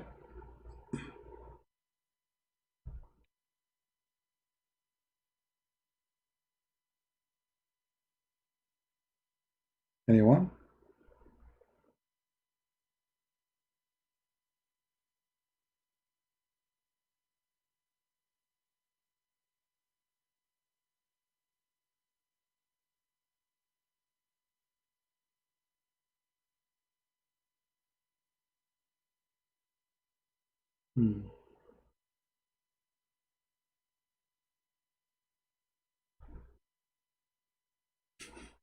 This is Budi from Indonesia. He says, I feel I was not finished with my explanation about talking about the Einstein relativity. And I feel, I did not finish my explanation due to your continuous interpreting. That's why I left the debate. Thank you. That's a false statement, because interrupting you is the conversation. What do you mean interrupting you? You can interrupt me too. Nobody hang up on you and nobody silence you, but you have no answer, and that you are lying again. You did not hang up because I am interrupting you. I asked you a question, how your prophet went to the 7 heavens behind the 7 galaxies in a few hours and come back, as long as you are talking about relativity of time, and you run away. Shall I call him? He's online. He just posted this for me. Stop lying.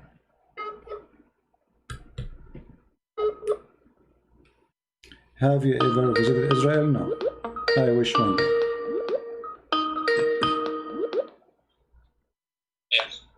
Yes, Budi, how are you? Hello. Yes, Budi, how are you? You said I did interrupt you? No, we are just having a conversation. If this is interrupting, that's really funny. If I say to you hello, I say hello back. This is interrupting. So you, just to remind you, you were talking about that there is a relativity of time, and this is about movement. And then I ask you, well, if it take 100,000 year, 1,000 years to go and 1,000 years to come back, then how your prophet was able to go to the heaven and come back in a few hours, and then you hang up. So what do you think? Meaning you mean regarding in the Isra Mi'raj, right? Not what? You are talking regarding Isra Mi'raj of the Prophet Yes, Muhammad. yes, because we are talking, remember, you are the one who mentioned the word movement.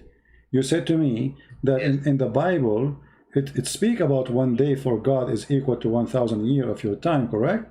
But you said there's no Yes. movement. Okay, so what is the point? The point is movement, correct? Yes. Okay, your prophet, he was moving in which speed when he went up to the heaven with the angel Jibreel, and he come back in a few hours? Yeah, it is right, but because this is the Surat Al-Ma'arij. Al-Ma'arij means the way in the sky to meet the Allah. So if you read of the scientists already said in the sky there is a wormhole. Wormhole is just to make shortcut of the way in the sky. Okay. So if for example And how many million years away this hole exist? How many million years away from us? actually, as per scientists say, the wormhole, it will be much shorten the distance. I cannot say This what is another the question. distance, This is another question. but, it will shorten. This is another question. You see, now you will say I am interrupting you. This is not interrupt. I'm just asking you, try to understand how many million years this hole is far away from us. So you see, you're avoiding what scientists they say, and you misquote science, claiming it is science. Because if you want to talk about that hole, then we have to talk about Muhammad. He have to go for millions of years before he arrived there, in the speed of light, not in the speed of a flying donkey. So again, we go back to zero. In the speed of light is the speed they are talking about, yet is going to take millions of years. Your prophet, he went up to the 7th heaven in the top of a donkey in a few hours and came back, when you are the one who said that the Quran speak that there's 1,000 years to go, 1,000 years to come back, and this is in the speed of light theory, because you are using Einstein, right?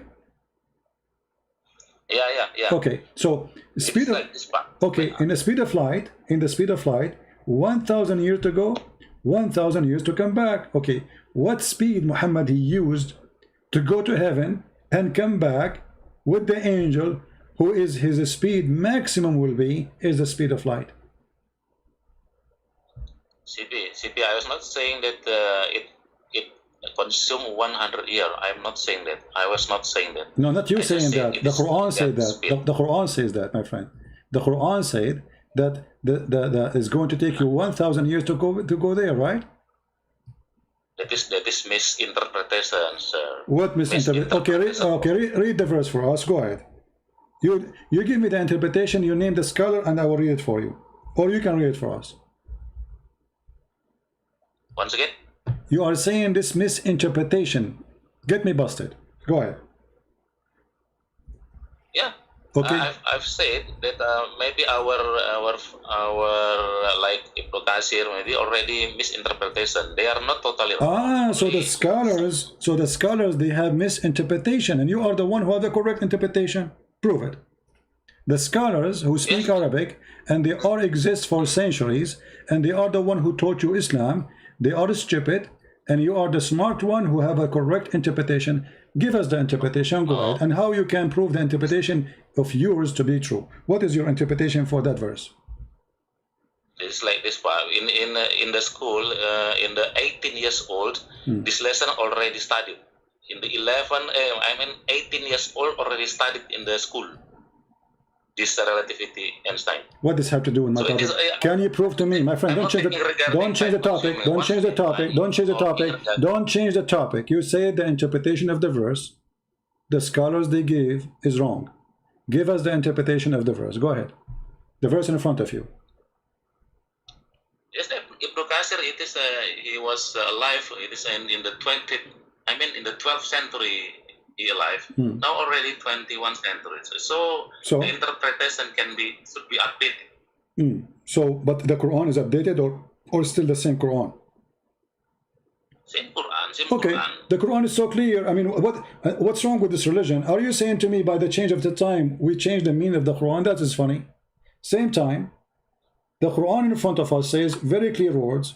It take them 1,000 years. It take them 1,000 years for those angels to travel. Did the date and the time change? So the interpretation will change? No, it's the same. It's 1,000 years. So give us the interpretation. Go ahead. CP, you should change your time consume minded. You should change it. It is not time consume. Really, it is not time consume. My friend, so please check. It's time consumed because it take them 1,000 years to go. So they have to consume time. They have to consume time. Aren't you the one talking about Einstein? Einstein speak about what? Speak about speed and time. And time is something consumed in order to accomplish the speed. Which means if you go zero time, you go zero speed. So what are you talking about? Yes, the time is consuming. So he rules all affair from the heaven to the earth. In the end, all affair go up to him on a day. And the space wherefore will be 1,000 years of your recounting. So the space of your years, who is recounting? Us. This is a time we are counting it pass. Go ahead.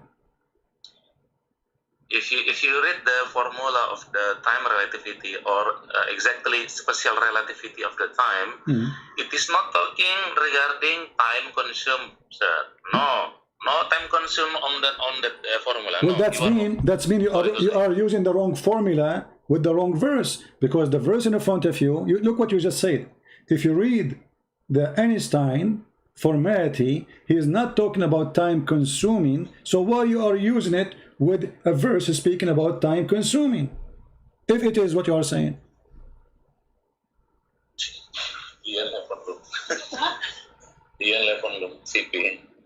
What? Once again, CP. Once again. It is not regarding time. Are you going to hang up? Are you going to hang up and you say I did interrupt you? Why you are using if Einstein, and this is not true, Einstein he is using the time consuming because time is about consuming. There is no time if nobody consume it. Time is exist only for the one who consumed the time. It's about, when I say 2 hours, it's mean 2 hours pass or 2 hours will pass. So if there's no 2 hours will pass, this means there's no consuming. So this is your false analogy. You are even corrupting the theory of Einstein. In the top of that, if this is true, that the theory of Einstein is not about time consuming, why you are using it and applying it in a verse speaking about time consuming? Because it says it take you 1,000 years from your time. The angels will go there. Who is the one that will pass the time? Us. And who is going to pass through the distance? The angels. And how long is going to take to the angels? 1,000 years of our time. And there's time too will pass not only to us, will be passing to Allah. That means Allah is a physical being inside the rule of physics, and there's one day is going to pass for him, because now this is not metaphorical no more. If we are talking not regarding relativity, once again, if we are not talking not regarding relativity, yes, we can account regarding the distance or the time consumed. This is time relativity. Okay, can you read for me can you read for me what relativity mean? The relativity of time. Go ahead. Teach us. The equation is T absent equal to T divided per square 1 minus velocity square of velocity divided by speed of light square. Okay. So there is okay. Hold on. Okay. Did you just say divide by the speed of light? Yes, of course. Okay. And the speed of light is it okay? When the speed of light run, does it consume time or there's no timing? Speed of light, the unit of the speed of light is meter per second. I don't care about the unit now. I'm not asking you about the unit of the light. The light is not the timing, but when we are going to measure a speed, do we measure timing with it, or the speed have nothing to do with measure with timing?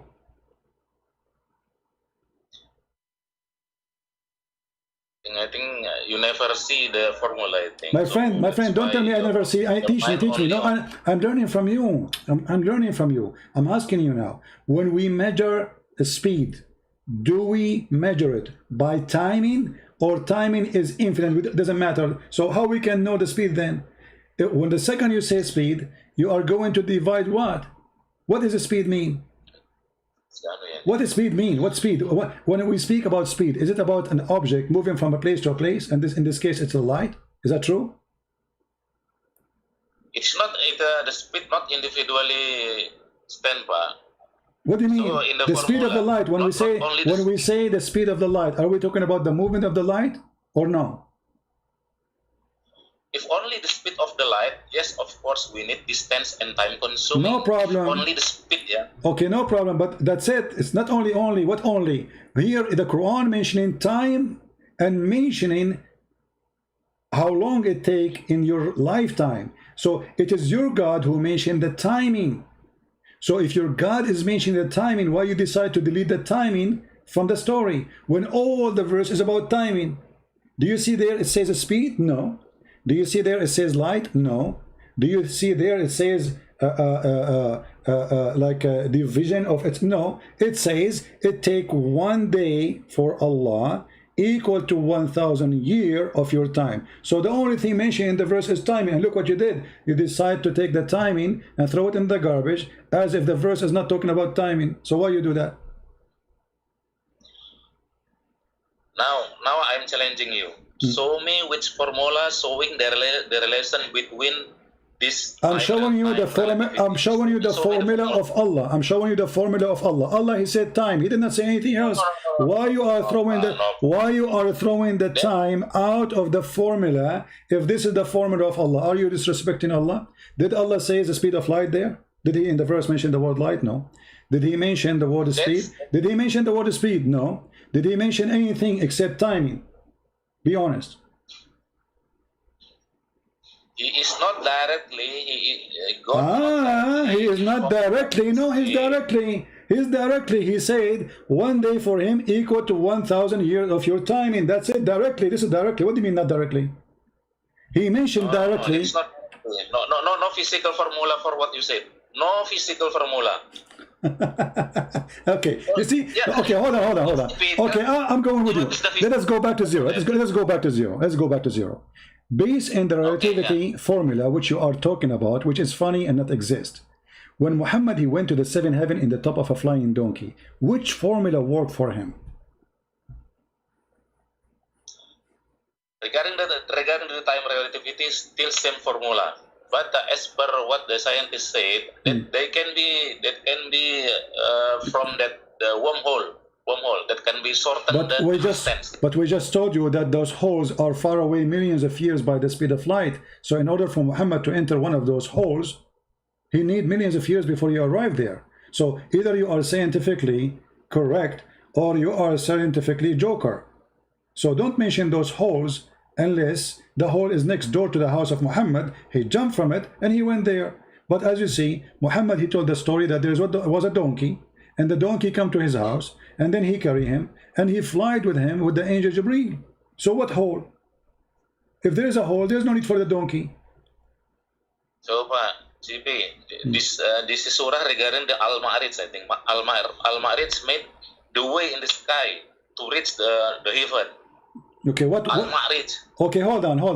Okay, guys, the way to the sky. When your prophet, he went to the sky, did he find rivers of the Nile and Euphrates there? Yeah, Gabriel brought it. No, this is not a question. Did he found the river of Euphrates and the Nile in the heaven, in the way of the sky you are talking about? I don't understand your question. You just said that the sky have ways. Okay, so now Muhammad, he took a way to the sky. That's wonderful. He went all the way to the sky. Okay. When he arrived to the sky, did he found the Nile River there? What is Nile River? I don't know what Nile River. The Nile River in Egypt, in Ethiopia. You never heard of the Nile River? Nile. Yeah, the Nile. River. Yeah, the Nile River. Did he found it in the heaven? You mean the Nile River in Egypt? Yes. I never heard that story. Okay, here we go. Let me teach you then, as usual. I was raised to the Lot tree, Muhammad talking, respect your prophet, please. And I saw 4 rivers, 2 which were coming out and 2 which going in. Those which were coming out were the Nile and the Euphrates, and those which going in were the 2 rivers of paradise, as he described. So what do you think? You're a prophet, he took a bath to the sky, and now he arrived to the borders of Allah's house, under the lotus tree. And then he found the Nile River, which is in Egypt. Your prophet did not go to heaven. Your prophet, he went to Ethiopia. Isra Miraj, including 2 words, Isra and Miraj. Isra from Mecca to Jerusalem, and then from Jerusalem to the heaven. No. So 2 words. No. Isra, your prophet, he went to heaven. Then he went to Jerusalem. But regardless, who cares? So your prophet, he went to heaven, and what he found in heaven? Because Nile River, my friend, is not, the lotus tree is not in Jerusalem. The lotus tree, all Muslims, they understand, the lotus tree is in the 7th heaven or the 6th heaven. So here we go, he is in the lotus tree, which even the angels cannot pass that point. Muhammad only can pass that point. And now he found under the lotus tree the river of the Nile and Euphrates. So here we go, you mentioned to me the hole. Okay, Muhammad, he took a hole, flying a donkey. He went there, he found himself in Ethiopia. Actually, now I don't want to talk regarding Nile River. I only want to talk regarding relativity of time. No, they are connected because we are talking, they are connected. We are trying to find out, Muhammad, he went where? You see, when we read the verse about it take you 1,000 years of your time to go to heaven, that is a confirmation from your God that this is the time we'll take in our time. That's it. There's no other solution. And then when Muhammad, he go to heaven and he come back in a few hours, that raised the question that there is no way Muhammad is a truthful man, because how come it take the angels 1,000 years of our time, but it took him a few hours? And then when we investigate the relativity of time, which you are talking about in the formula, we will find that Muhammad is a fraud, because he went there, not only he gave us wrong information about timing, not only wrong information about location, he gave us wrong information about rivers, where they can be found. He claimed they are coming from under the lotus tree of Allah, which in the 6th or 7th heaven. CP, I think no need to repeat again. I mean, I have explained you that Prophet Muhammad went to the heaven using the way Al-Ma'arij. It is scientists said wormhole. So can be shorten the distance. But we answer you about that. I answer you about this stupid claim, because the whole, it takes millions of years before we arrive there. So this is a stupid claim. So in order for Muhammad to go there, we have to wait for maybe 7 or 6 million years in the speed of light before Muhammad he arrived there, and then he enter it, and then he can come back with taking God knows how many million years. So what are you talking about? So you Muslims are looking for a solution. Suddenly it is Muhammad taking a hole. The only hole I see is in your head, because I just told you how many years it take us to arrive to those holes. Can you give me a scientific answer so we can laugh? The scientist itself so far cannot define how many distance the wormhole. So why you are mentioning it then? No, it can define that it take long time. We are talking about millions of years. So you are in this ability. You mentioning something doesn't fit with the topic, have nothing to do with Muhammad's story, and you Muslim, you mix science with the garbage of Muhammad. So when we say hole, science says it take a few hours to go there? Does it take a few thousand years to go there, or it says millions of years? So why you are mentioning it? You are mentioning it. The point is not regarding how long is the hole. No, it's regarding, because in order for us to arrive there, it's going to take us time, my friend. Scientist says that. Why? What do you mean not regarding?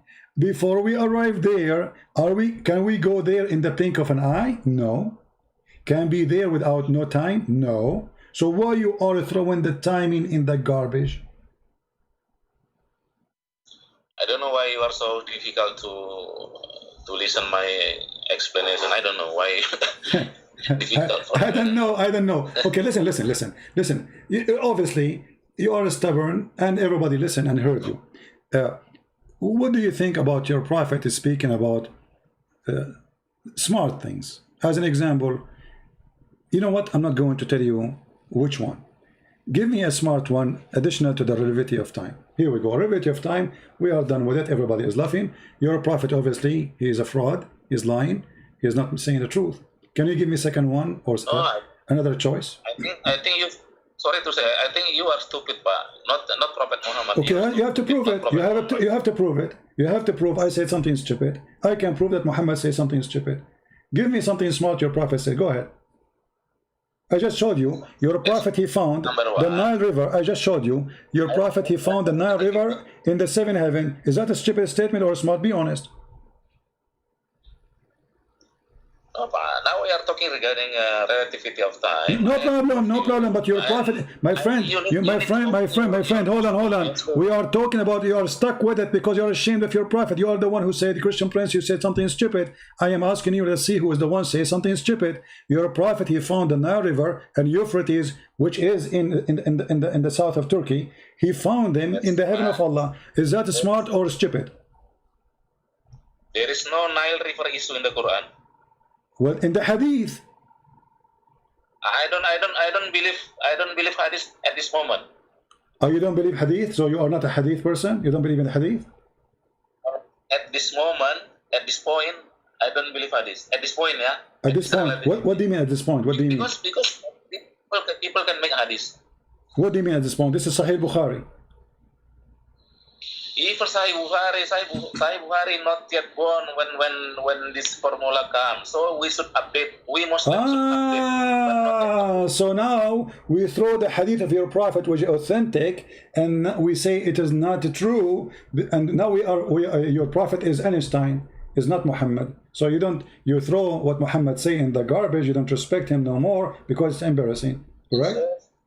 See, now I only in Quran on that ayat only. Don't. Okay, I will go, guys. He is only in the Quran. He is a person who believes in the Quran only. I want to ask you a very simple question. Be honest with me.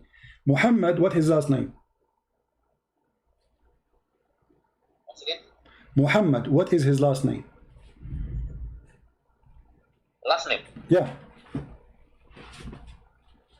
I don't know what you mean. I mean, how simple the question is. What is his last name? What do you know what I mean? Muhammad, what is his last name? I don't know. Okay. Tell me. Muhammad is our prophet. Okay, who's he? And actually you're a prophet also, but you deny it. No, hold on. Yeah, he's my prophet for sure. He is the one who decide where he decide that my sperm is coming from the backbone. Yeah, prophet. I'm asking you now, serious question. Why you do not know who is Muhammad? How you follow a man you don't know who's he? His name is Muhammad, so what's the point? What do you mean? I'm asking you. You follow a man, his name is Muhammad. How you know who is Muhammad? Who is Muhammad? I ask you. You said I am a Quran only. The Quran, all of it, they never say anything about Muhammad. Who is Muhammad? Who is Muhammad? 4 times. Huh? 4 times Muhammad mentioned in Quran. Mention he's crazy 6 times. But I'm asking you now, who is Muhammad? So if Muhammad mentioned in the Quran many times, but nowhere in the Quran says who is Muhammad. So what's the point of mentioning Muhammad in the Quran if we do not know until now who is Muhammad? Who is Muhammad? So what is the point? You are claiming that you are a Quran only, but if you are Quran only, you know nothing about Islam, and that's showing me your hypocrisy. Okay, forget sex, muta. Do you practice that? Actually, I'm not on this point only. We are talking regarding Quran only. I'm talking about Quran only. I'm talking about Quran only. Chapter 4, verse 24. Quran only. I'm not talking about anything. Do you practice what the Quran order you to rent women for sex? I don't know what you say. What do you mean you don't know? Are you saying to me that you are a Muslim Sunni who never heard of muta before? Maybe I'm not sure. Tell me.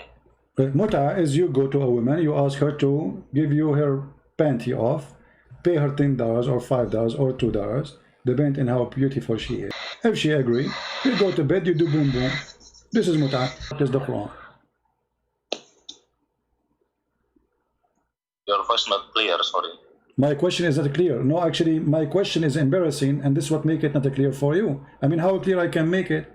You go to a woman, you ask her to rent her body for you, sex, prostitution. And this is called muta in the Quran. Mastamta'tum bihi. So pay them for the enjoyment you do with them. So, do you pay? Okay, forget about this one. This one is embarrassing. You know what? Forget about everything. Your prophet is a prophet. Give me a prophecy in the Quran come to be true. You mean prophecy for Muhammad that he was a prophet, right? Well, he's a prophet, right? So a prophet, he prophesied. Yes, okay. In the Quran, do we have a prophecy? He said, as an example, you're a prophet, he said, the moon is split asunder and judgment day is in the corner. The moon never split, it's there. And judgment day did not come. This is a false prophecy. What do you say? The chapter of the moon, verse number 1. You mean regarding Al-Qamar? Yes, Al-Qamar. Yeah. Okay, on this point, I have also maybe different with most of Muslims. In this Surat Al-Qamar, verse number 1, you mean Surat 54, right? Okay. What you have different? What do you mean? What do you mean you have different? What do you mean you have different? This can be also explaining indirectly regarding in the moon. This is about landing in the moon. The moon is split. The judgment day is near. Indeed. What? That's why. Listen me until finish. Listen me until finish. Yeah. I have told you that this can be. I'm different with most of Muslim. It is like this. If you read that ayat, it is Surat 54 ayat 1, right? Yes.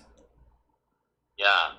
If you open the NASA site, NASA airspace, when did the NASA took the stone from the moon? I don't know. You open what is the time of the astronaut took the stone from the moon? What the time? It will be. It is like this. If you open the NASA website. My friend, just tell me the story. My friend, just get how this about splitting the moon have to do with NASA going taking a stone? I mean, how in the world this is connected together? That is why listen me until I finish my words. Okay, go ahead. Because that Quran, it is more. It is telling so many issue actually. Even in one ayat, it is not clear. It is not only telling in one event. It can be another event can be explained on same ayat. What do you mean? What do you mean can be explained? Okay, my friend. You see, you are wasting my time repeating yourself. Can explain itself. Explain itself. Here we go. The verse in the front of us. How this has have to do with taking the stone from the moon? Isn't it your God? He said to the man, "You cannot go to the moon." That's why listen me, JP, until I finish my explanation. That's why when we were debate, so many audience lost. So many audience lost because you interrupted me. We're having a conversation. You see, we want to understand. I want to make clear in what you are saying. Did your God Allah says a man he cannot go to the moon? Yes or no? I just tell that this can be telling regarding man landing. What is what do you mean this be? This we can be? Is it about P? Possible, not possible? I mean, you see how you are corrupting the statement, making it up to you. If we ask you, do you accept the interpretation of the verse, you will say no, correct? Okay, so you don't accept any Islamic interpretation, so you have your own Islamic religion now. Because all Muslims in the world, they are stupid, they don't know what they are talking about, and your Majesty is the only one who can understood the verse. And how you understood it, you say it can be. I never heard of somebody explaining, saying it's maybe. Are you saying it's maybe? It's maybe about taking a stone from the moon? As long as it is not talking regarding that there are three gods, like Trinity, there are four gods, or more than one god, no problem, we have different ideas. Okay, no problem. Let us see how stupid what you just said. There's no one single verse in the Bible says we have three gods and you are a liar like your prophet. Number two, the Quran says that Allah, he challenged mankind to go out of the zone of the earth. And you cannot pass, and if you pass, Allah will shoot your ass with a star, with fire. So you mentioned NASA, and as we speak now, there's two men of NASA, they are living in the space, and they are doing poo-poo. So your God Allah is a fraud, because he challenged mankind and the genie to go out of the earth zone to the space. So how you explain such a stupid statement from the one who is claiming to be God? TB, that ayat on that Al-Qamar said that what is in English? In English on ayat 1, you know, it is not split. Split mean the stone on the moon itself split. So it is no. I mean, this will be the best movie. It says the moon split, not a stone. It says the moon. اقتربت الساعة. No, read carefully. Listen, kid. Shame on you. You are just a stupid kid. It says اقتربت الساعة. Okay, I challenge you to read any translation you accept. Go ahead. Read the translation. It is from the word insiko, I think in listen. Psst, don't waste my time. Read any translation you accept. Yeah, you also don't waste my time. I have told you. So read the translation. Which translation you accept? Read it for us. I'm giving you time. You see, you complain. I'm interrupting you. I am the one who's asking you to read. You are refusing. You keep repeating yourself. Maybe it means this. Maybe it means that. Why you don't read what the word is saying? Does it say that the moon is split, or it says a rock in the moon split?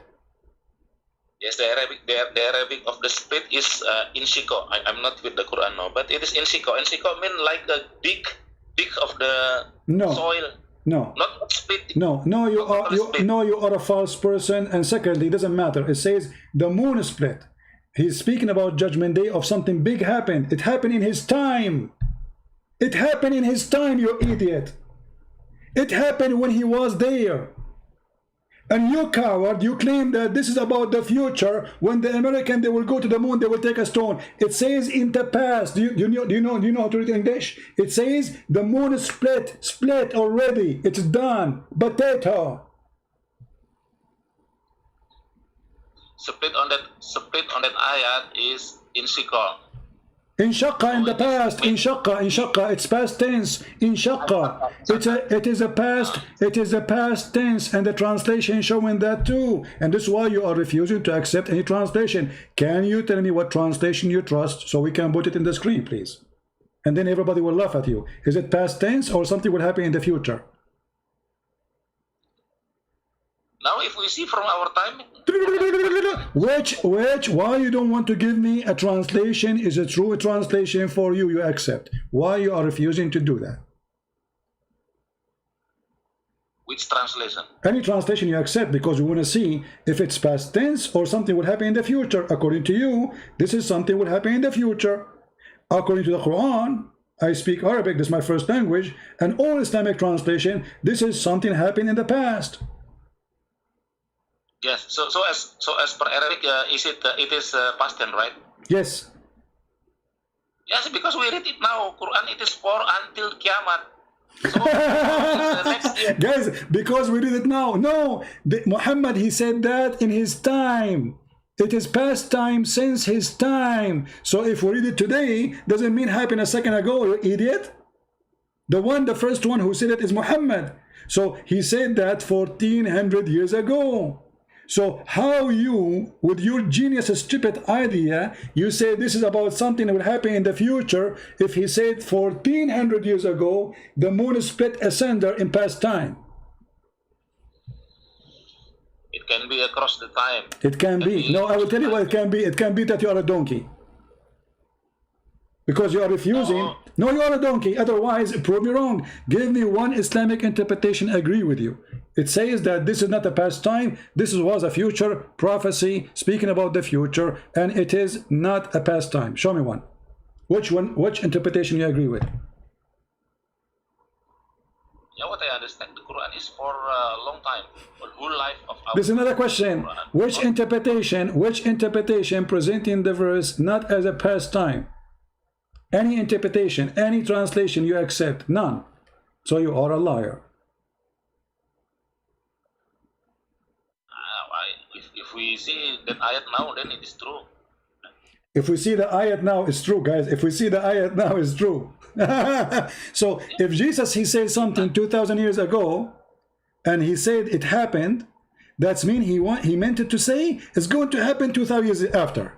How any listen, Abdul, did your God say nobody can go out of the zone of the earth as long you mention NASA? As long you mention NASA, and NASA went to the moon, and NASA, they took from the moon a stone. Did your God Allah challenge the man to go out of the zone of the earth and the heaven? Yes or no? Once again. You said that NASA went to the moon and they took a stone from the moon, correct? Yes. Okay. Did your God Allah challenge mankind and genie to go out of the earth? Can be. Jinn can be go through out of the earth.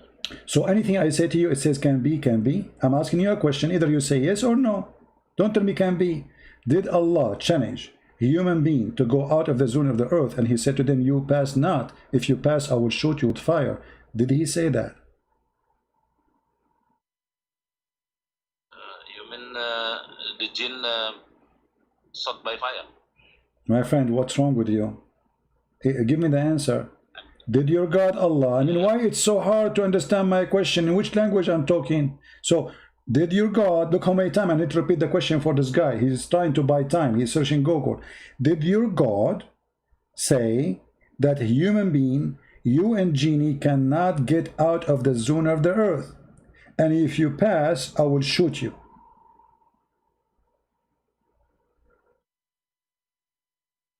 I don't know with shoot. I mean, the Satan will be shoot by the stone, right? By the fire.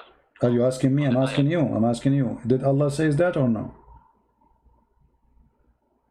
Yes, Okay, as long as you said, so finally he said yes. Finally he said yes. As long Allah, he said you cannot go out of the zone of the earth. So how dare you to say that Allah is a liar and NASA went to the moon? Because that proved that Allah is a liar. You just, everybody heard you saying that Allah, he challenged us to go and he will shoot us if we go. And then before that you mentioned that the American, the kuffar, the Christians, they went to the moon and they even took a stone from the moon. So Allah is a liar. What do you say about that? No, the first not like that. What I understand, the first is, ya ma'saral jinni wal insi, if you want to go outside of the space, you cannot. You only can go out of space with the sultan, with the power. So there is a possibility people go outside of No. The possibility there is only for those who they are angels or prophet. And here the verse after it, verse number 35. Why you don't want to read it? And you will be sent, oh you evil, a flame of fire, and you will be burned as a smoke. Do you see it? and you will never be victorious. You will never accomplish what you are trying to do. So if you try to go to the heaven, Allah will shoot your ass with a flame of fire and he will burn you. You cannot accomplish that. It is in the topic of Satan. In the topic of what?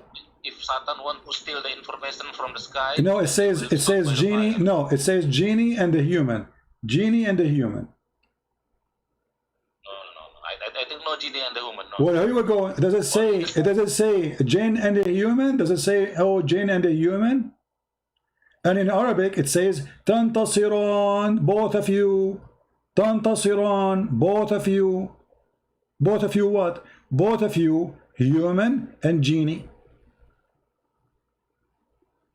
What I understand the ayat, the first say. Don't tell me what you understand. You see, when you say you don't understand, does it say? Doesn't say genie and mankind in the first three words. Does it say genie and mankind, or doesn't say that?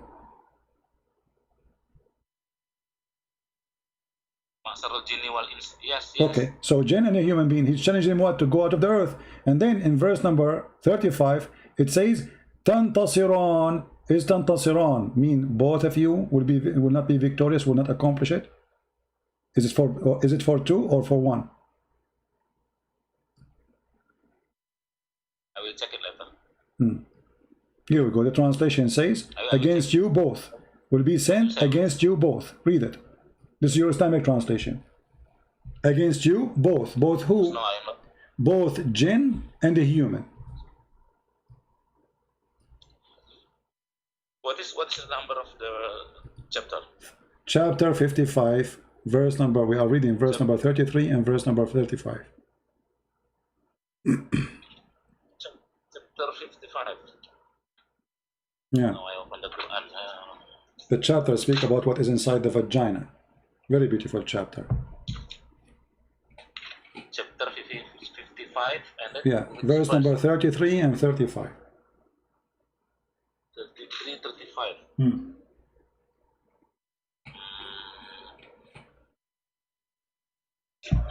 Yes, jinn, wait, yeah. What? Does it say both? You see this, Does it say that fire will be sent against you both? Both? No, this is not talking regarding the will be struck by the fire. No, this is only talking that the people and jinn can go outside the atmosphere. No, it says that. Read verse number 35. It says that. 35. It says if you try, Allah will shoot you and you will not be able to accomplish. You will not be able. And you will not be able to defend yourself. You will not be able to do what? To be victorious, to accomplish your mission, to go out of the zone of the earth. So if you try, Allah will shoot you both. Both who? Human and jinn.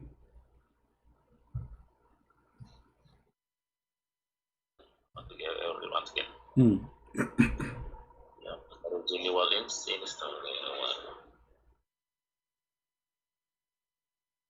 35. This is talking regarding other event. I think, yeah. Because I just read this. Talking about what? It seemed like talking regarding in the day of judgment. And where is the day of judgment? Where do you find the day of judgment? I mean, you are a hilarious kid. Abdul, listen. It says, listen. This is your God. He keep repeating the same sentence. Verse number 34 is just repeating. Why you are denying the Lord? Why you are denying the Lord? Why you are denying the Lord? Speaking to the jinn and the human. And this is not about anything except a challenge. Okay, hold on. I will go with you. So from now until the judgment day, Allah will not allow anyone to enter heaven. If you try, Allah will shoot you. You are the one who just said in judgment day. So how come NASA went to the heaven? No, this is about you see first number 34. Number 34 meaning that the first 33 have been finished. Then go to next topic. 35. No problem, my friend. But is the challenge doesn't matter. Allah, He challenged that nobody can go out of the zone of the earth or the heaven. And you confirm that this is until the judgment day. So from now until from the time of Muhammad until the judgment day, nobody can do that. And if they try to do that, No. Allah will burn them. No, CP, this is different topic. Okay, hold on. No, hold on. Okay, hold on. This is already- Let us make it more clear now. Let us show everybody how hypocrite you are. If there is any Islamic scholar agree with your opinion that this is only about Judgment Day, not a challenge for mankind to go to heaven, anyone that agree with you? The first number 33, it is a challenge. Not a question. for, Not a question. You see, you are running away from the question. You see, they say to you, you're interrupting me.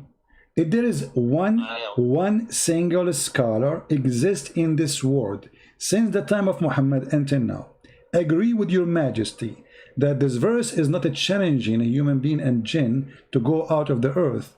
It is only in the day of judgment. If there is one person agree with you on that. CP, I think you are mistake. You almost same with David would make mistake. Even Arabic. I made mistake. Prove it. And you are a coward, and you are running away. Let me repeat again. If there is a single scholar exists in this world since the time of Muhammad until now, agree with the garbage you just said to me. Can you name one? Okay, wait 1 minute, yeah. Yeah, Masarudini, well, you see in this verse 33, ya Masarudini wal ins, inis mean if. This if mean it is possible. Ins mean if. Yeah, what I understand in bahasa Indonesia, it is a kind of if. If here is possible, not like law. Abdul, it says if, Mr. If. First of all, why you are not answering my question, and then you can read. If there is one Muslim scholar exists in this garbage earth, agree with the garbage you said to me that this is only about the Judgment Day. If there is one, agree with you. CP, listen to me, CP. Listen to me, CB. Why you don't want to give me one scholar? The answer is very simple. Because you are a fraud and you are trying to change the meaning. Because all of them, they will get you busted. Okay, prove me wrong, get me busted. If there is one scholar, agree with you. Get me busted right in the spot. If there's one scholar agree with you that this is only about a Judgment Day, not about now and every day. Sorry to say, you are Arabic. Your mother language is Arabic. Why you cannot see that this word is using is not law? What in? What in what? Okay. I will tell you something. Like Mr. David Wood saying that. So sorry, I want to say another story. Just short only. No. Focus on the verse. Don't change topic. Don't change topic. What in? No. For a while only. Okay. For a while. This has relation also to this ayat. David Wood said that Prophet Muhammad was killed by the girl of the Jews, and then he quote the verse from the Quran, and on that Quran using that law.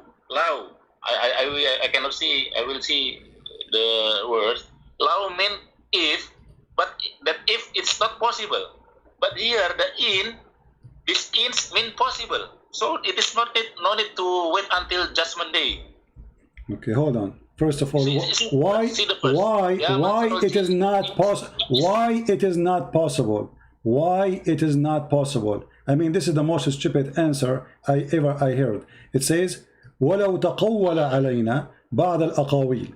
And if he say, who said that this is not possible? Who taught you this? This is garbage. Secondly, your prophet, he died by poison like a rat, and it's true. And he said that my artery cut off. However, we go back to the topic. Here, it says here that if you, man and genie, if you can go out of the zone, beyond the zone of the heaven and the earth, go. But you will never be able to pass them, except the one who with the authority, and those are the prophets or the angels. And if you try to do so, both of you, and the Quran used the word both, a flame will be shot on you, and you will not be able to accomplish your mission. So where is the win here? It is the if which is impossible to happen. Where is the if which Allah is saying it is possible. I mean, it's so clear. You cannot do it. GB, maybe I want to repeat once again. Even you will be different with me, just to understand what in my mind. Yeah? Okay, go ahead. Even we are different. Okay, go ahead. On that, this is what my understanding. On the first 33, meaning it can be, because it used not the word Arabic law, but the word inis. So it can be happen, possible.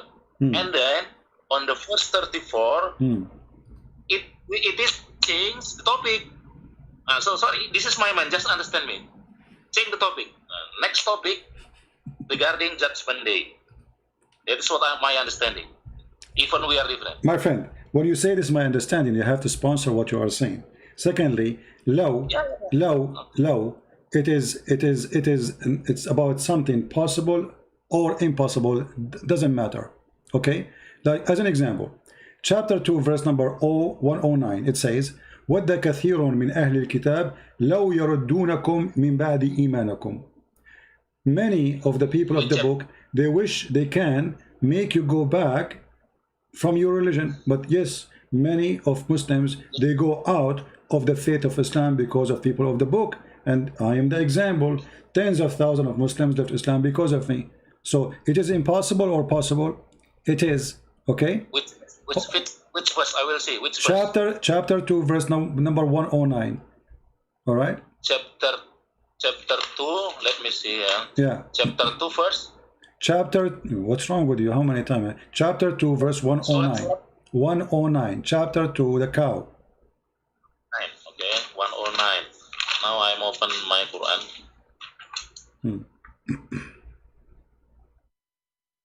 109.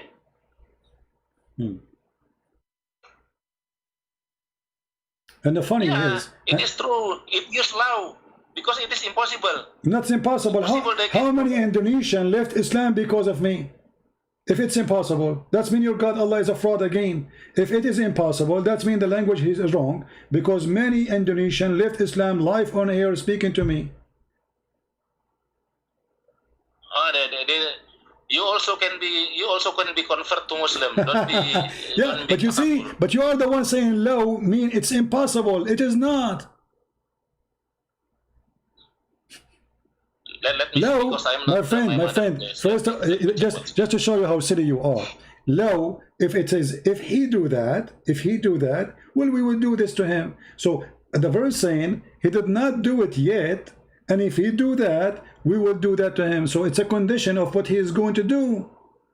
So if he do, we do this, and the verse is so clear. And then we found that Muhammad, he died like a rat. Now we go back to the verse. Did your prophet say it here that jinn and human, you cannot go out of the zone of the earth? Remember something. You are the one who rejecting all the Islamic interpretation. Why? Because they agree with me. Correct? Continue. I'm asking you. You refuse all Islamic interpretation for this verse because they agree with me. Is that your position? And I never see any scholar regarding this. This doesn't matter. I can show you. Name one. I will show it to you on the screen right now. So you are refusing them because they agree with me. Is that true? I don't know what. So I don't agree. I don't agree with any people that different with me on this point. But how you explain that all the Muslim scholars agree with me, and you are the only one who don't agree with all the Muslims? I mean, what's wrong? There's something wrong on you? Are you the genius who see things differently? Like Jibreel, he spoke to you, he gave you the true meaning, and the rest of the Muslims are a bunch of donkeys, and you are the only smart person who understands it very well? I'm regret also there is a conflict between Ibn Rushdi and who care about Ibn Rushdi now? We talk about Ibn Rushdi. I'm talking about this. I'm saying if there is a single person agree with you, not even a single person, isn't it this is weird? Isn't it your prophet, he said that my nation will not agree upon something not right? So how they agree upon this? That means the false prophet. I will check further what you say. Okay, forget about forget about this. So the scholars agree with me and nobody agree with you, and this is what make you genius, because the Quran as you wish, the way you want, and this is the way you are the one who can answer anything. Okay, let us make it simple for you. Can you? Okay, hold on. Okay, you know, when you say to me you are a Muslim, what the word Muslim mean? Muslim mean a kind of people surrender to the God. Okay, they surrender to God. How you surrender? What do you do? Surrender mean like obey what God say to us. Okay, and what you obey? What you will obey? Obey, for example, don't disturb people, don't steal the money, don't become a thief, and speak to the people of book politely. Okay. Okay, hold on. Then what's that? Does the Quran say you cannot be a loving person to your parents if they don't choose Islam? Once again. Does the Quran say that you cannot be a loving person to your parents if they choose Islam?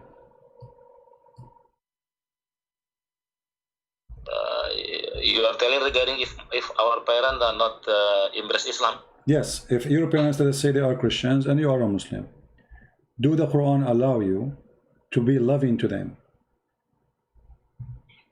Yes, we have to love our parents even they are not embrace Islam. All right. So what's the problem? And you are the one who said you follow the Quran. Obviously you don't. Chapter 58, verse number 22. Chapter 58, 22. 58 verse? 58, 22. Verse 22. Okay, 58, verse 22.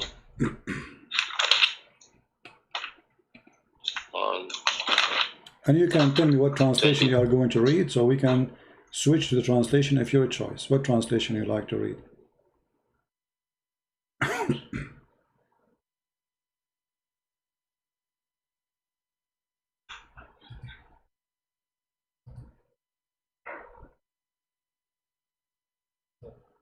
Yes, 22. La tajidu qawman. That mirip in bahasa ya.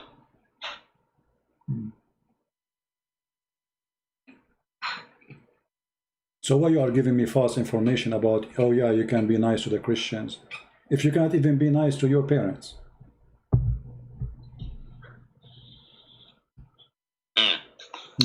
Yes, in another verse, we are instructed to be good to our parents even they are not Muslim. No, that's a lie. Here we go, the verse saying you cannot be good to them. You will not find a person who believes in Allah and the last day to be loving to those who resist Allah, even if they are their parents, their brothers, their fathers, and their sisters, and their mothers. The verse is so clear. Here again using the word law, yeah? What law? Okay, what's wrong with you? What's wrong with you? With who is the donkey is teaching you Arabic? It says walau kanu, but they are their father. It's not impossible. You see, you get yourself busted. Walau kanu aba'ahum. Okay, are they their father? Yes, they are their father. It's not impossible. Walau kanu abna'ahum. Are they their sons? Yes, they are. It's not. You see, you get yourself busted with that stupid law. So somebody, a donkey, who do not know Arabic very well, he told you law here, it is impossible possibility. But those are fathers and brothers and sisters of existence people who they are converting to Islam. So what law? Even this one, you make it impossible? So I will check for so you gave me a false information. Let us move on. What do you think about the Prophet? He was accused that he stole an underwear. Sorry. Once again, I will check again this ayat. I will check about this law. So hold this topic first. Okay, go check it. Okay, go ahead. Check it. Take your time. No. I mean no. not much today lah. I will need to see any translation in Arabic and other things. So I don't understand. So what now? Maybe So next time. next time. Okay, next time then. So did the Muslims accuse their prophet that he is a thief? He steal a bikini? Once again, voice not clear. Did the companion of your prophet accuse the prophet that he stole a bikini? I don't know what do you mean. What do you mean bikini? He stole a bikini. You don't know what bikini?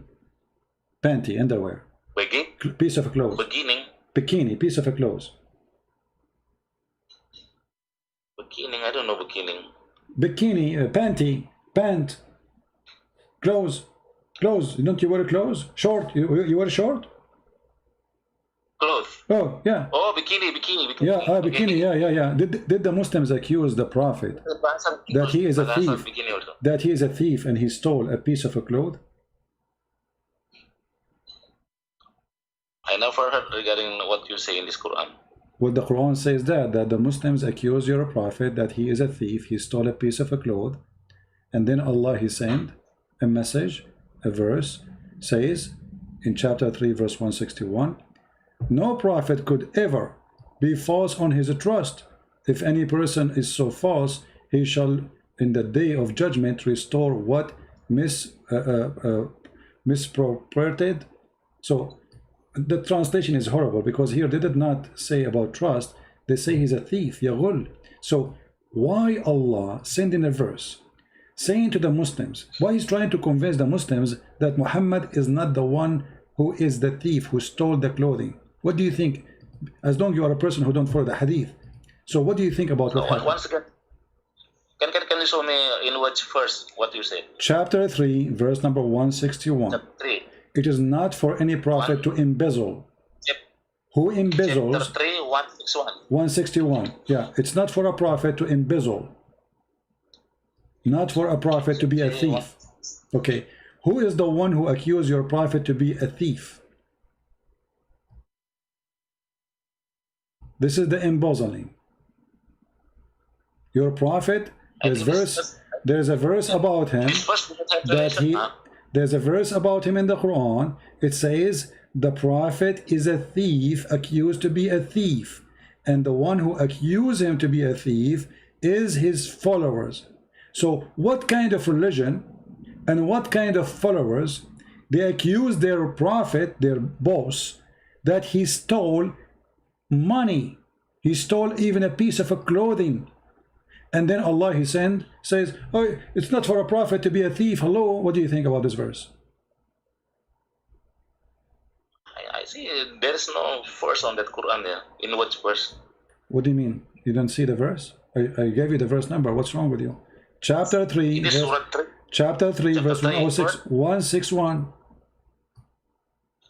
Let me read in verse.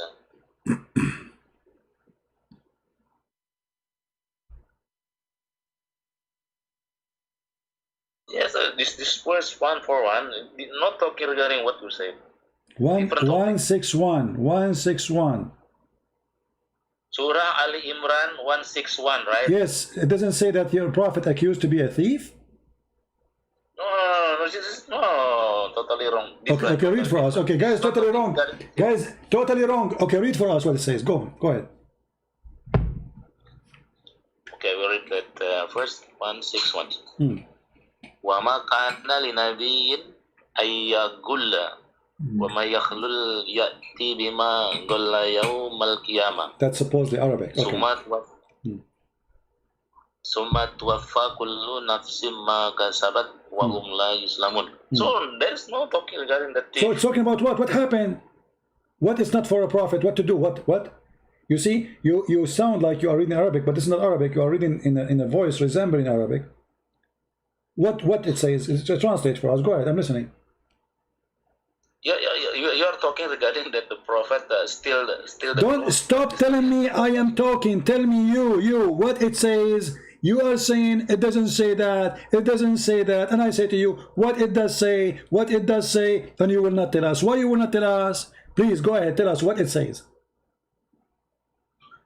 I don't know what you understand. You initiate the topic regarding that the Prophet My Muhammad friend, stealing what the bikini. verse? No, this is the verse. Okay, whatever the verse is saying, tell us what it's saying. What's wrong with you? What the verse saying?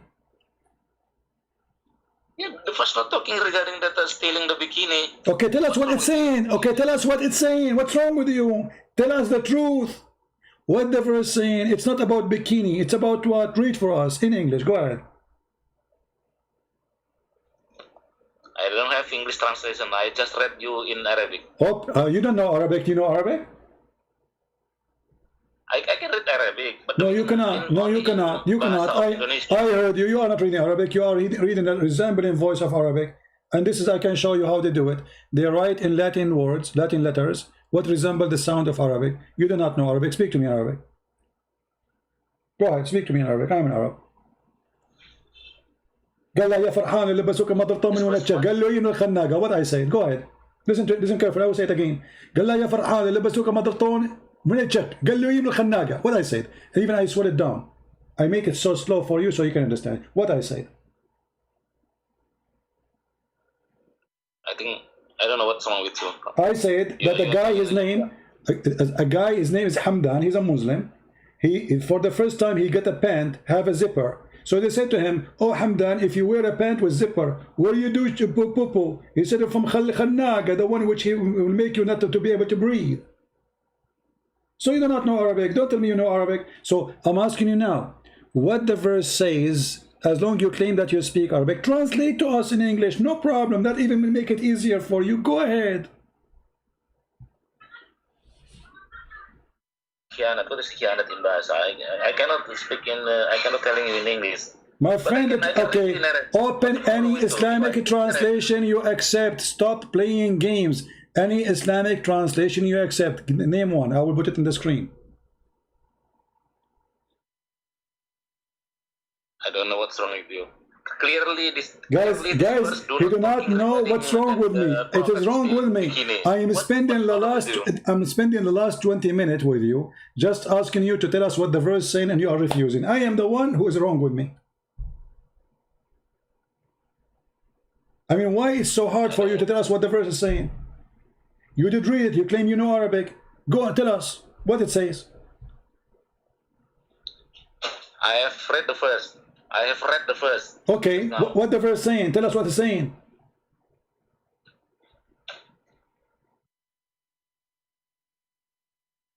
Berkhianat apa bahasa Inggrisnya? Okay. Apa berkhianat bahasa Inggrisnya? I don't know in English to say berkhianat. In bahasa berkhianat, I don't know. What's wrong with you, man? Tell us what it says. Suddenly you don't know English now? Suddenly you do not know what English means. Suddenly you don't speak English. Tell me what the verse is saying. Explain to me. Go ahead, I'm listening. So it is not betray. So it is not possible for a prophet to be betray. To betray. Okay. Guys, to betray. Okay. Which translation is that? So who become betray in the Kiamat, they will be betray also. Okay, so you are saying you are saying that the believers, they accuse the prophet to betray them. What happened? Do you know the story? Tell me. What happened? Tell me what happened. Why this verse is coming to existence? Who is the one accusing Muhammad of such an ugly thing? This verse, there's no relation with the Prophet Muhammad stealing the bikini. Okay. So they accuse him of what? What it says in Basha language? Can you translate to us what it says in Basha language? In Bahasa language? In the Indonesian language? In Bahasa. Yeah. In Bahasa, the first state that it is not possible for a prophet to betray. Yeah. Betray. Okay. So you said you go only by the Quran. So how we will understand now what this verse is about? How this verse happened to be in the middle of nowhere? What happened exactly?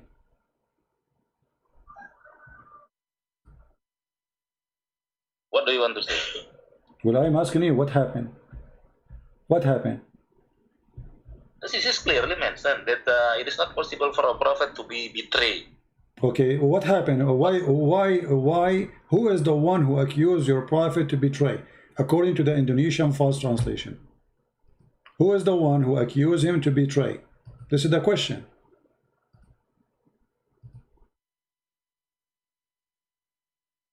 This is not regarding to be comment to be betrayed. This is only saying that a prophet will not be betrayed.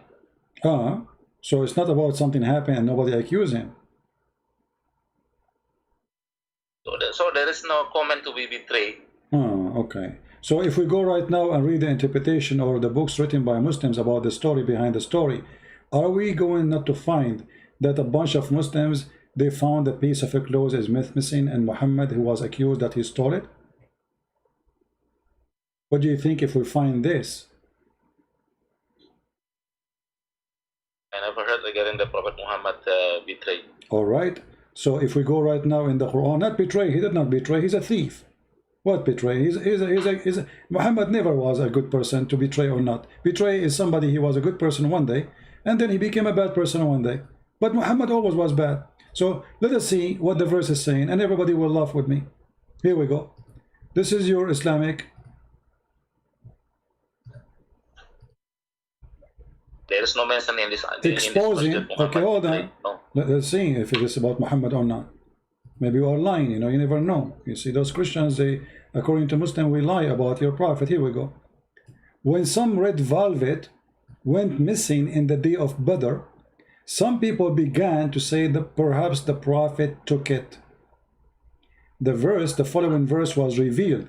It's not for a prophet to be a fraud, a thief to steal. Do you see it? Yaghul. So they accuse your prophet to be a fraud. He's not only a thief. From where? From where you read it? This is Tafsir al-Jalalain. Sorry for tafsir. I never read it. So why you don't? Why? What do you mean you don't read it? What's wrong? Why each time we try to prove to you something you run away from it? So how you will understand what the verse is talking about then? And why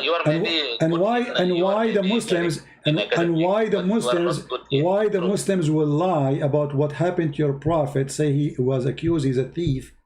I mean, and why this guy, nobody go after him? I mean, this guy is a big scholar.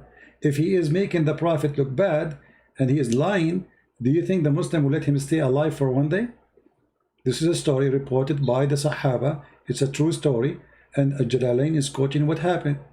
So why you yourself, you will not accept what your scholars and the companion and the family of Muhammad said about Muhammad? The filter is the Al-Quran. If there is Al-Hadith different or not compatible with Quran, meaning that Hadith I don't believe. Okay, the Quran says you can do mut'ah, rent women. The Hadith says you cannot do it no more. You said you follow the Quran only, which means you rent women, and your daughter, she can rent her private part to anyone who want to have sex with her. Do you accept that? Because the Quran order you to do mut'ah. The Hadith says you don't do it no more. You said anything contradict the Quran, you will not accept it. Well, this is contradiction for the Quran. I said any hadith different or not compatible with Quran, I don't believe it. Exactly. The Quran says you do mut'ah. The hadith says don't do mut'ah no more. Which one you take? Regarding the mut'ah, I will read because I am not academic in the Quran. Okay. So how come you don't answer me right away? You do not need to read. I mean, this is your logic. You are the one who just said if the hadith says something against the Quran, we don't accept it. The Quran says you do mut'ah. The hadith says don't. Which one you follow? I will check what you say. What do you mean you want to check? You do not need to check. Either you say the Quran or you say the hadith. Which one you follow? Number one, Quran. And okay, course, so you do mut'ah. So thank you. So thank you. So you do mut'ah. And what kind of religion allowing the followers and the girls of those religion to go and rent their private part for sex? Can you explain to us? Is that a religion of the devil? That your daughter or your sister would not respect your family? She can go and anyone, he can offer her a bunch of dollars and she go and sleep with him doing sex for money? What kind of religion this religion is? I'm not going deep on that topic just now. Why not? Why you don't want to go deep? Why? I'm not know everything regarding Quran. It's in the Quran. I gave you the verse. I gave you the verse. I gave you the verse. And it's about muta. Even the word muta. You claim that you speak Arabic. It's written there. فَمَا اسْتَمْتَعْتُمْ بِهِ فَمَا اسْتَمْتَعْتُمْ بِهِ مِنْهُنَّ.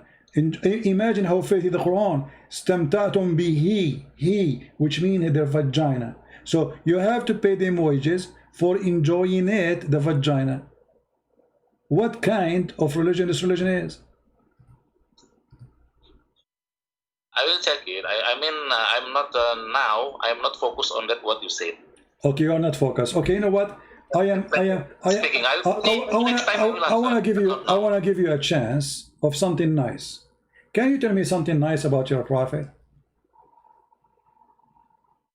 Oh, for example, our prophet saying that we have to do good things to our parents, because, for example, there is a hadith saying that the companion of the prophet saying, asking the prophet, what is who is the people that we will obey, and then the prophet said, your mother, and then again your mother, and then again your mother, and then your father. That is one good thing, for example. All right.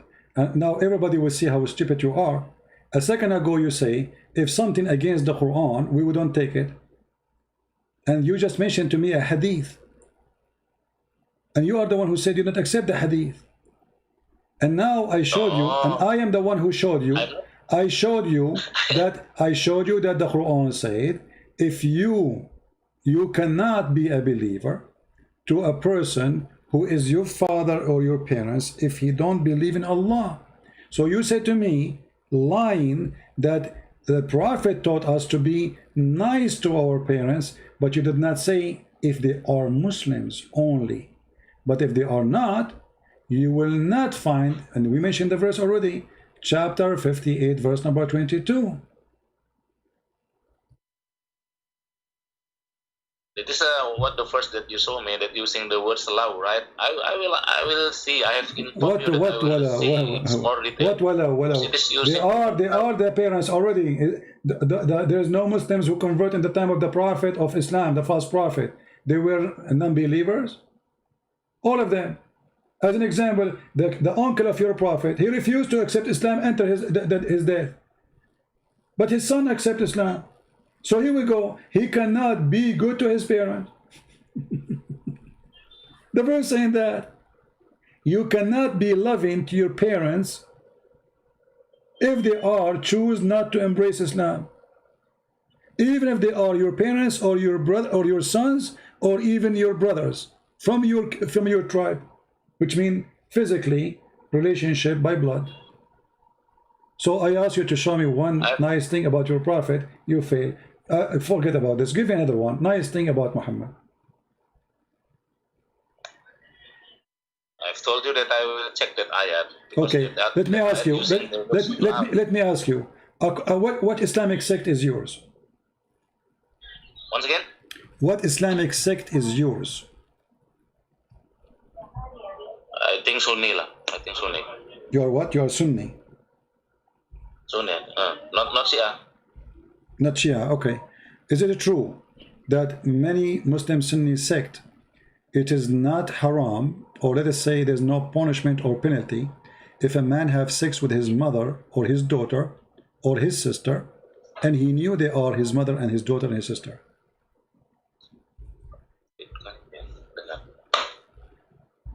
Is that true?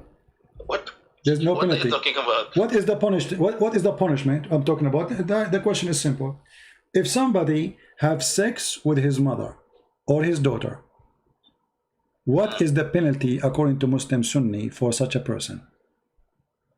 Is it true that the majority of the Muslim Sunni, they believe there's no punishment should be implemented for such a behavior?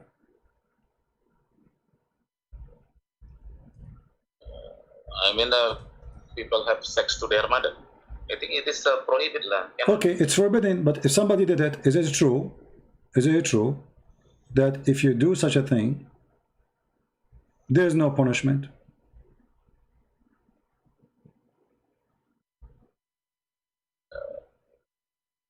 it should be there is a punishment in an Islamic country. There should be there is a punishment. You see, you are a person, you said to me you follow the Quran only. And that's weird now. You are saying you don't follow the Quran. Where in the Quran it says that if somebody has sex with his mother, there's a punishment.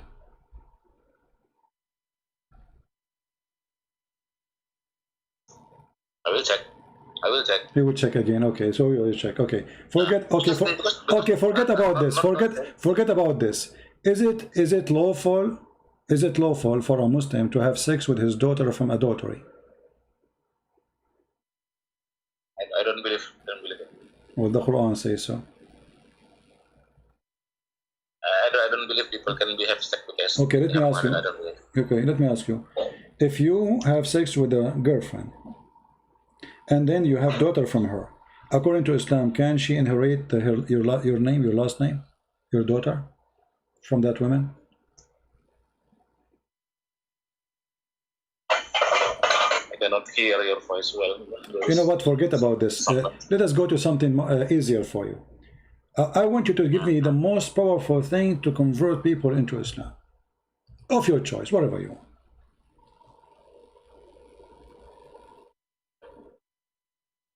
What do you want to me? Well, I want you to show me something powerful, something amazing about I don't know, Quran, Muhammad, something really good. I mean, look, we have a lot of people listening, even though this is not my time for podcast.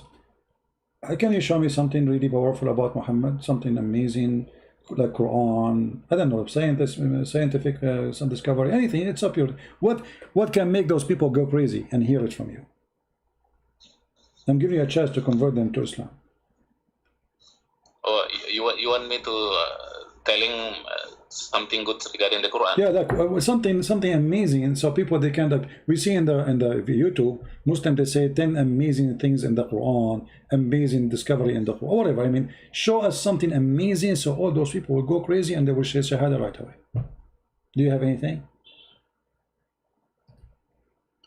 I will start with that Quran informed that there is only one God. Okay. While Christianity. Which verse in the Quran? Which verse in the Quran it says there's only one God? For example, in Surah 114, Al-Ikhlas. 114. It doesn't say that. It says Qul huwa Allahu ahad. The word ahad is not one. It's one of. You want to say it is unity, you become one? No. This is, you see, okay. The word ahad is one of many. You cannot use the word ahad. Yeah, you cannot use the word ahad unless there is others beside the ahad. If you type the word ahad here in the search engine, you look with me in the screen. I just type it. It appears in the search engine here 29 times, and it appears in yellow, which is very nice.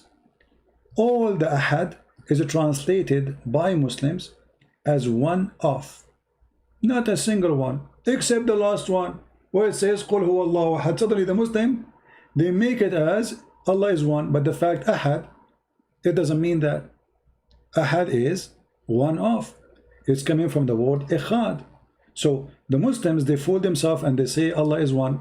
Number two, you said the most amazing thing about Islam is worshiping one God. Well, Shaitan is one God too. For many, there is many worship Shaitan, is one. So there's many worship false deity, and he's one. So can you prove to me that the one you worship is God? Is not one of those Satans? As an example, your prophet, he worshiped one God, but this God, we showed you, he ordered him to do muta. Women, they get paid for sex. He is the person who ordered his own prophet to go and have sex with her own son wife. He is the one who made the verses in the Quran, as we see in the chapter of Al-Ahzab. Any Muslim woman, she want to give her private part to the prophet, he can go and F her. So what kind of one God he make verses for the benefit of a penis of a prophet? Do you think this is a God he work for his majesty penis? Or Muhammad he work for his God? Because if I am God and I have a prophet, my prophet will be busy worshiping me, not busy taking girls to bed. And he asked me to make verses saying any girl she want to give herself to the prophet, so the prophet he can F her. Chapter 33 verse number 15. Go ahead. Actually, I'm sure I can answer your questions one by one, focusly. Now I'm not focused because you are telling so many topics. Okay, forget about all the topic. What kind of God? He promised he's a prophet. Any Muslim woman she can give herself. The guy already have 13 wives. Why God need to make verses for him saying, it is lawful for you all those girls and any woman she give herself to the prophet. What this is about? I'm telling you that regarding this mut'ah and what you say just now. I'm not talking about mut'ah now. I'm not talking about mut'ah. I'm not talking about mut'ah. We change the topic. License for your prophet alone, only for Muhammad. Any Muslim woman she want to open her legs for him, she's welcome. Why this verse is needed, and what does verse have to do with Islam and God? What kind of God? What this religion is exactly is about? I mean, why Allah he go to his office and he's writing a verse saying any woman you want to have sex with her, she can offer herself to you, only to you, Muhammad. What is that is about? Why we need such a verse? I mean, what does verse accomplish for Islam? What is the point of it? How about 700 wives for David? Well, God did not say to him, and David he cried for God, asking for forgiveness. Who said to you that David was following God? Go and see how God he condemned David. Even when he tried to build a temple, God he said to him, don't build temple for me, your hands is full of blood. Here we have your God making verses. David was acting as a king and he was filthy at that time. He was a sinner. He was a bad man. He was a garbage actually. And you are comparing yourself to a person in that moment. He was a sinner and he was a garbage. Look at you. But David, the difference between him and your prophet, he did not say God told me go sleep around. He did not say God gave me license to go and do my garbage and my sin. He cried for God, asking for forgiveness. But look here, you're a prophet making verses saying any woman she want to give herself to the prophet so he can if her. Only a privilege for the prophet. What does this have to do with God? Why this licenses exist?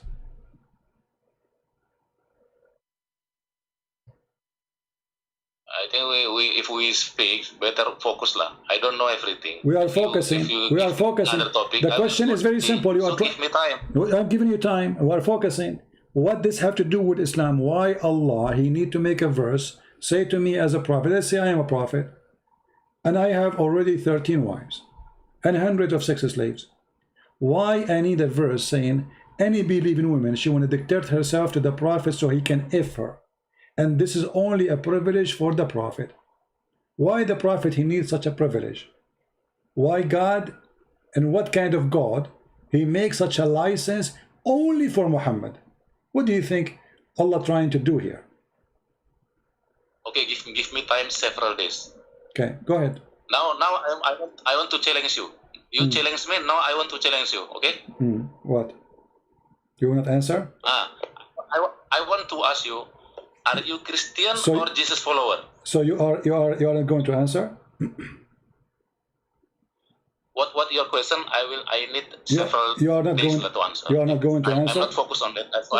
Why you can't be focused? What kind of God he make a license only about vagina only for Muhammad? I thought Islam is religion. I thought Islam is religion. I thought Islam is a religion for all mankind. But as you see, Islam have a special license for the special Muhammad about his penis. What does penis of Muhammad have to do with God in Islam? Okay, I got the question. I said I will need several days to go deeply. So this question needs several days? I mean, why it's so hard for you to need several days? I thought you are a genius. I need several days lah. You cannot force me. I need several days. Now my turn to ask you. Okay, go ahead. My turn. Okay, one question only. Are you Christian or Jesus follower? This is a very stupid question because the Bible says those who follow Jesus being called the Christians. So the second you call a person Christian, you are calling him, you are a follower of Jesus. And this is a very stupid question. Let me ask you the same question. Are you a follower of Muhammad or you are a follower of Allah? This is my turn to ask you. You already asked me ton of questions. No problem. We are in the topic. We are in the topic. You asked me the question about follower of Jesus or Christian. I answer you. You are a follower of Muhammad. You are wrong. You are a follower of Muhammad.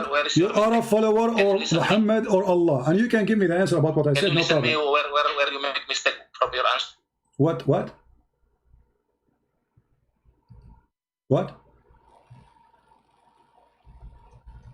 Hello? Hello? What happened to this guy? Reconnecting. Paul writing. I did not hear you. I did not hear you. Go ahead. What you were saying? What you were saying? Jesus follower. I'm saying clearly, you are not Jesus follower. You are Christian. Hello. I am a Christian. Okay, what Christian mean? What is the name of Christian mean? I'm saying that you are a Christian, but you are not Jesus follower. Okay, are you Jesus different. Are you Jesus follower? Different. Are you Jesus follower? Christian mean like it is a bad signal, I think. Christian, it is like you that obey that all they have the Paul rating, while the Jesus follower do not have Paul rating. Why all Jesus followers? Not have Paul's rating. What? So, for example, the 12 disciple, it is Jesus. They are Jesus follower, not Christian. Christian only after year of 50, after the first council in Jerusalem. So you are Christian, not Jesus follower. Yeah, but you see, you are very stupid, because the Bible written long before that council, and it says that those who they are believers in Jesus, they are called the Christians. Go to the book of Acts and find in chapter 11 verse number 26. So you are stupid. Secondly, the Quran mentioned Paul as a messenger of God. As an example, if we go to chapter 36 verse number 14, you will see the Quran is speaking about 3 messengers. Can you tell me who are they? That Ibnu Kasir bulus. I don't believe it. That is bulus. Doesn't matter what you believe. Can you give me the name? You are a coward. You are a coward. You are a coward. And actually, the Quran is copying the writing of Paul. Paul, can you name for me one thing Paul he said is against God? Paul he said gamblers will not go to heaven. Your Quran copy the same exact verses of Paul. Those who drink, those that drunk, those who do gambling. Don't ask me. And I'm not asking you. You are a coward. Prove to me that Paul is not the messenger of Jesus. Actually, if we go right now and read in Ibn Kathir, we will find that Paul was one of the disciples of Jesus, and he met Jesus in the way of Damascus, and Jesus made him blind. Is that true? This is written in your book.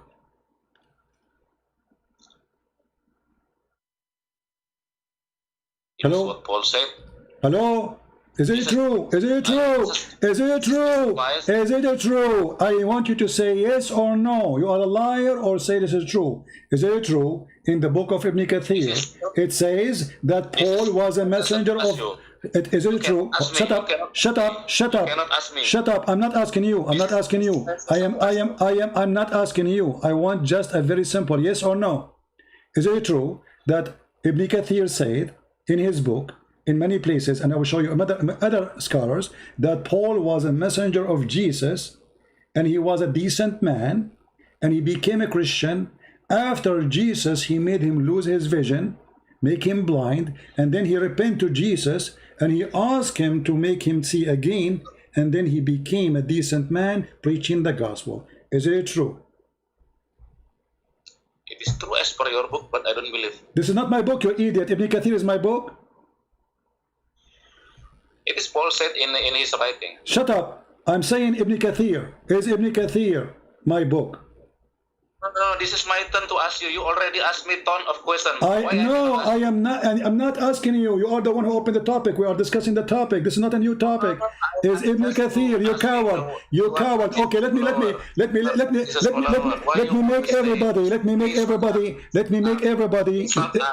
make everybody laugh at you. Can you show me one place the Quran says Paul is a bad person? Shut up, please hear me. Shut up, son of Muta. Shut up, son of Muta. Can you show me you are a person who said you follow the Quran only? How come the Quran never say Paul is a bad person? You already asked me 100 questions. I am not asking you. We are talking about Paul. We are discussing the topic. If Paul was bad, how come your prophet never mentioned Paul as a bad person? Why your prophet never mentioned Paul as a bad person?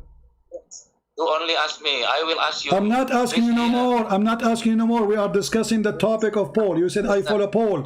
Listen, coward. Listen, coward. Listen, coward. Listen, coward, son of Muta. Can you show me one verse Paul he said is like, shut up, shut up. You Muslims are a bunch of cowards. You Muslims are a bunch of cowards and you will not answer the question. Can you show me one verse Paul he said to be ashamed of it? Shut up, shut up, shut up, shut up, shut up, shut up, coward, coward, coward. Can you show me? Can you show me one verse will make Paul a bad person? Can you show me? You said I follow the teaching of Paul. Shut up, coward. Son of Aisha, son of Aisha. I'm not asking you. I'm not asking you. You said I follow Paul. You said shut up. You see the pain? Do you see the pain? It's your turn. It's your turn. Can you show me the verse will make Paul a bad person? You said I follow Paul. Do you have a proof? Do you have a proof that I follow? Do you have a proof that I follow Paul? Do you have a proof? Do you have a... Shut up, shut up. You accuse me, you accuse me, you accuse me of something. Coward. You accuse me of something. Can you prove it? That I follow Paul, not Jesus. Go ahead. Show me. Give him the... Give him the... Give me... Can you open the camera? Give me the... Can you open the camera? I want to see your wife dancing. Is she dancing too? I speak to my... You are a coward. You are a coward. You and your wife is dancing, and you are a coward. Show me where. Prove to me how we are following Paul. I'm listening. Go ahead. What is the difference of Christian and Jesus follower? That is my question. I have only one question. You already asked me. I answered you. You see, when I answered you, you start talking. You said to me, "You are not giving my time," and your wife start dancing, shaking her ass. Shame on you. So I'm asking you now. You said you are a Christian. You are a Christian. You are following Paul. You are not following Jesus. Prove it. Go ahead. Yeah, you asked me. What is the difference between Christian? I'm not asking you anything. Go ahead. You are making accusation. Finish it. You said I'm not following Jesus. Prove it. Go ahead. Yeah. Now I am asking you one question. What's wrong with you? Go ahead. Prove the point. You did not finish. You said I'm not following Jesus. Prove it. Go ahead. The Jesus follower do not have Paul writing. Okay. If we take Paul writing away, is the teaching of John and Luke and Mark are different from Paul writing? Yes. It okay, can be different. Prove it. Okay, okay, go ahead. Prove. Guys, yes. He said yes. Prove it. Go ahead. Now I am still looking for the Christian scholar. How is the Christian? You are a stupid donkey. Prove that Paul teaching is different from the gospel, the four gospels. Because in order to prove that I'm following Paul, not following Christ, then, and you are the one who said that Paul teaching is different from the Bible teaching. Okay, show us where it says that. Go ahead.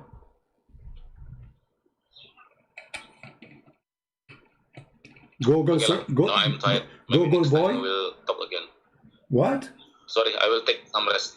What some rest? Where are you going? No, I want your wife to shake her ass and say, "Give me time, give me time." Where are you going? You coward son of Muta. So your wife, she danced for me, shaking her ass for nothing? No, you need to finish it. Show me, you coward son of Muta, what you started. Where Paul teaching is different from the four gospel. Go ahead. You can open in the YouTube. No, what YouTube? Tell me, where is Paul teaching? If I follow Paul, I'm not following the gospel. Paul, he says that God is the Messiah. John, he says God is the Messiah. Luke, he says God is the Messiah. Mark, he says God is the Messiah. John, he says the Son, the Father, the Holy Spirit. Mark, he says the Son, the Father, the Holy Spirit. All of them, they say the same. So how Paul teaching different teaching from the gospel? You coward son of Muta, don't leave. You have to go. You have to get me busted. And I love it when your wife, she was shaking herself. She is doing belly dancing for me. Now you speak and speak. Please hear me, lah. Don't you speak only? Well, I am asking you to talk. You said you want to leave, you coward. You just said you want to leave. You see the coward? You are the one who just said you want to leave. You want to rest. Why you want to rest? Get me busted. You said this is my time to get you busted. Okay, go ahead. Listen me. James said that the people will be saved by the God using the works, not only the faith. While Paul said that the people can be saved by the God only by the faith. That is why Christianity, then the... You are a coward. You are a coward. You are a coward. Both of them, they are saying the same, because the Bible says in different places, faith without act is a dead faith. So look. You are just a stupid idiot. When you say without faith, Jesus... Let me answer you. Can I answer you, please? Can I answer you? Isn't it? Okay, no, you did, you coward. You did the one you want to go. You did. You just make a point. Let me answer you. Did Jesus say to the women, your faith save you? I am not finished my word. That is why I don't care if you finish or not. I'm asking you, did Jesus say your faith, how the teaching of Paul is different from the teaching of Jesus? You just quote for me Paul saying something in total agreement with Jesus. Use your ear to listen what I said. Why you always interrupted me? Then you claim that you win the debate. Because no, I did not disturb you. You said you want to go. This is what make me like I wanna have fun. Listen just 2 minutes. And let your wife stay there, please. Don't let her go. Okay. So now what happened? What make Paul not a Christian? Did he say that there's no God? Listen, why you only talk and talk? I never talk. You talk. Okay, only. go. Okay, go. You talk. Okay, Budi. You in the debate. Why you okay, I can Budi. Stop to speak. The one who keeps saying every time I say to him, he said to me, I need to study it. I need to see it. Suddenly the one is complaining. I don't let him talk. How many times I ask you to talk and you don't want to talk? And now you want to talk. Okay, go ahead. Go ahead. What make Paul? You are reading an article, you donkey. You don't even know what you are reading. It's not even you who understand what is written there. So, okay, tell us what make Paul. Tell us what make Paul not a Christian. Go ahead. I will. Listen me for 2 minutes. Don't only speak. Speak. Go ahead. And then you claim the debate. Okay. This is the ethic of the debate. Okay, TikTok. Go ahead. You have to improve your ethic debate. My friend, this recording will be all over the internet. People will die laughing at you. I will tell you. People will die laughing at you. Go ahead. I will tell you. Okay, go ahead. Okay. That is why already 500 years Catholic and Protestant are confronted because of this difference between James and Paul. You read the history. Don't only talk and talk. Read the history. Only yesterday in 1999 in Augsburg, Germany, they signed the agreement that the Protestant and Catholic will end the 500 years contradiction. Okay, can I answer you? Can I answer you?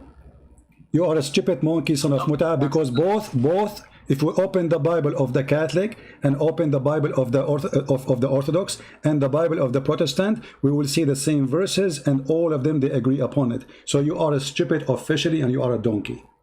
Because it exists in the books of the three Christian sect, and you are a liar, and people are laughing at you.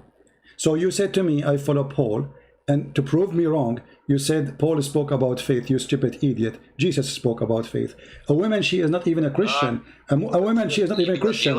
A man who is next to him in the cross. Shut up, son of Muta. It's my time for answer now. You laid out your case. Is that verse you quote for me? Let's make everybody laugh at you. Is the verse you quote for me? Is the verse you quote for me from Paul? Is it exist in the book of the Protestant? Is the verse you quote? Shut up. Is the verse you quote for me exist in the book of the Protestant and the Catholic and the Orthodox? Yes or no? I am not still. So how they are fighting for 500 years if all of them they believe in the same book? You idiot donkey. How you lie if the three of them they have the same verse in the same book? You are stupid. Okay, let us make it simple. Okay, let's see. Prove it to me. Okay, hold on. I'm going to show the verses in the screen. Hold on, son of Muta. I'm going to show the verse in the screen in the book of the Catholic in the book of the Protestant, in the book of the Orthodox? And if they are there, it's mean you are a stupid liar. What do you think? Yeah. What? Iya kan ngomong aja kan. What do you mean? You said the Catholic and the Protestant, they are fighting for 500 years about this verse, but it exists in their books. The three Christian sect, they have the same verse and they believe in it in full. If you don't want to hear me, then it's bullshit. I did hear you, you idiot. I just said to you, isn't it true that this verse exists in the book of the Protestant? You are a liar, son of Muta, like your prophet. Isn't it true that those people, the three of them, why you don't want to confront me? Confront me. I'm saying to you, is that verse? Okay, can you tell me? Can you say again what verse we are reading? What we are talking about? What verse? Say it again. James. Okay. James said the people will be saved by God by the works, by faith and works. Okay. What verse? What verse? What verse? What verse? What verse? What verse? What verse? What verse? I am not bringing my notes now. No, you have to bring me your verse. You are getting me busted, you son of Muta. Give me the verse so we can laugh at you. No, yeah, because you called me while I was in the. Will you coward? How you quote for me something? Why you don't want to give me the verse so we can laugh at you? Because we want to put it in the screen. People either will laugh at me or they will laugh at you. So what kind of a hero? He bring his wife shaking his ass next to me, and she say, "Give him time, give him time." Here we go. She will do breastfeeding for me as your prophet order her. And now you don't want to give me the verse number. So what is the verse number of James and what is the verse number of Paul he mentioned? Otherwise you have no point. You're a coward. Give us both.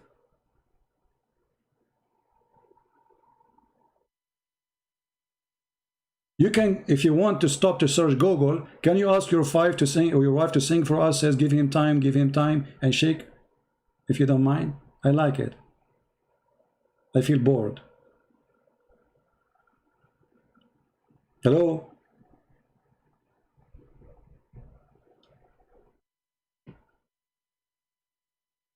See the coward? He don't even know what he's talking about.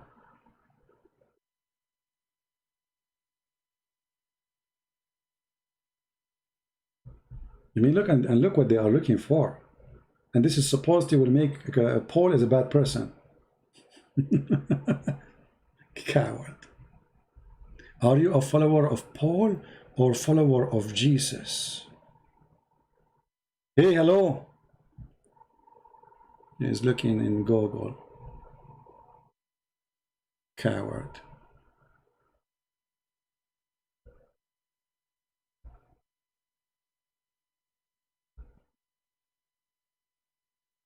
What happened to you?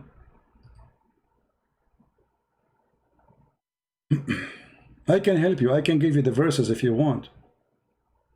I just wanted to be sure that you know what you are talking about, but obviously you are a scam.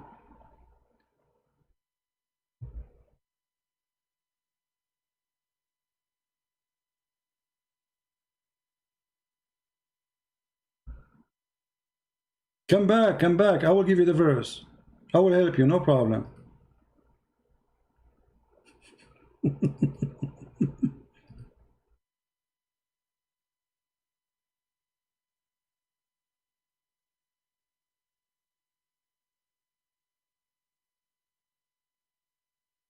Coward. Where he gone? He's gone?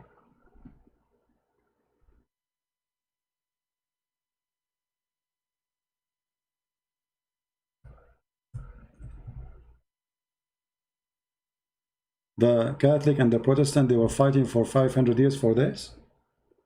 For this.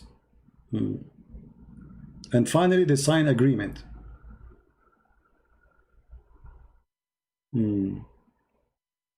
Yeah.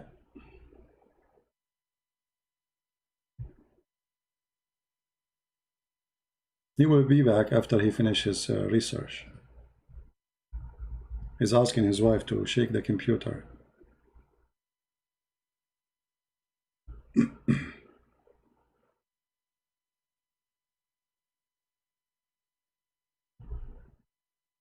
You see how they lie and how they fabricate? Both Paul and James, they are saying exactly the same thing. Actually, it's my fault. I did not say to him, okay, what verses you are talking about? I thought he knew what he's talking about.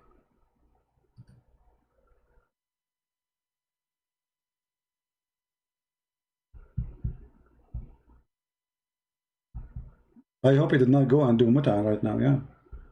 What happened? All this time to find it? He put me in hold. He is calling some friends. All this time to find it. How embarrassing.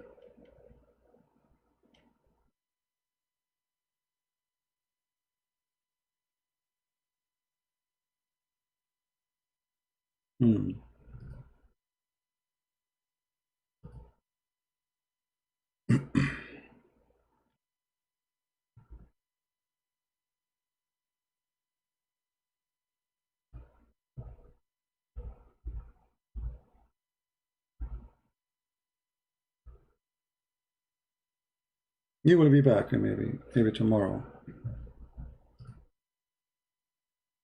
And the funny is, the second you corner them, they say, let me talk, let me talk. You are not letting me talk. I did not finish my point. What point? You don't even know the verses. What the verses is saying.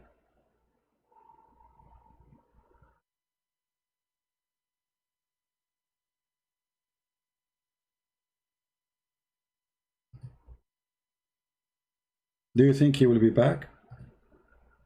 Or he is gone with the wind? He is still in hold. He did not hang up.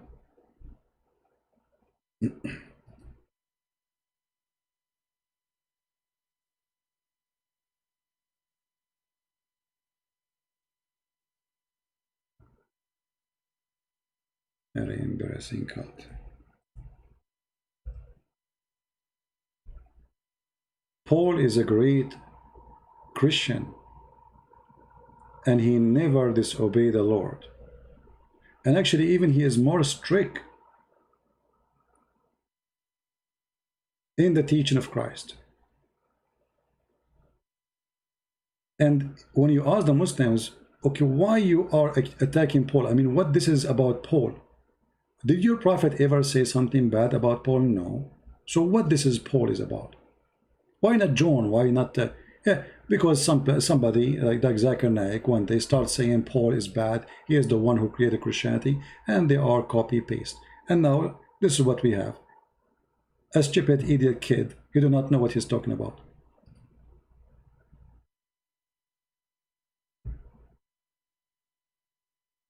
Shall I hang up on him? I think he's waiting for me to hang up so he can be saved.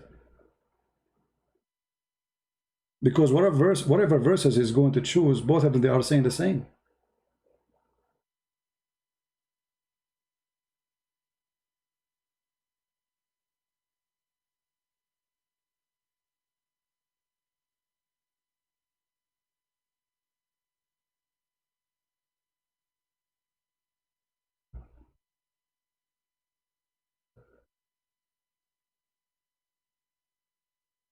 Yeah, I think he want me to hang up on him, so he will not say he hang up and he run. No, we will not hang up. We are waiting for shake it and bake it. Now I'm going, after we finish here, I'm going to cut the video, the part we are speaking about this guy Sadhguru. You know, he's not really important for me, and we will keep in the video only his conversation with me, so everybody will laugh. So you guys, you can download it.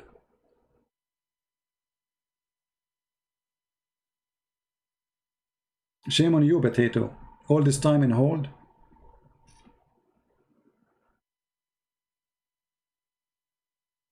All this time in hold.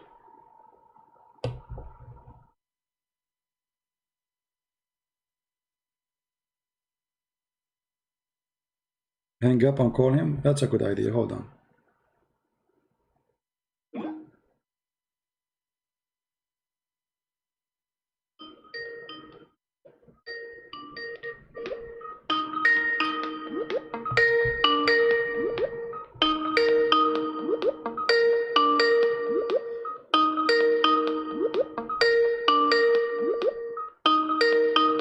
He's not answering now. See?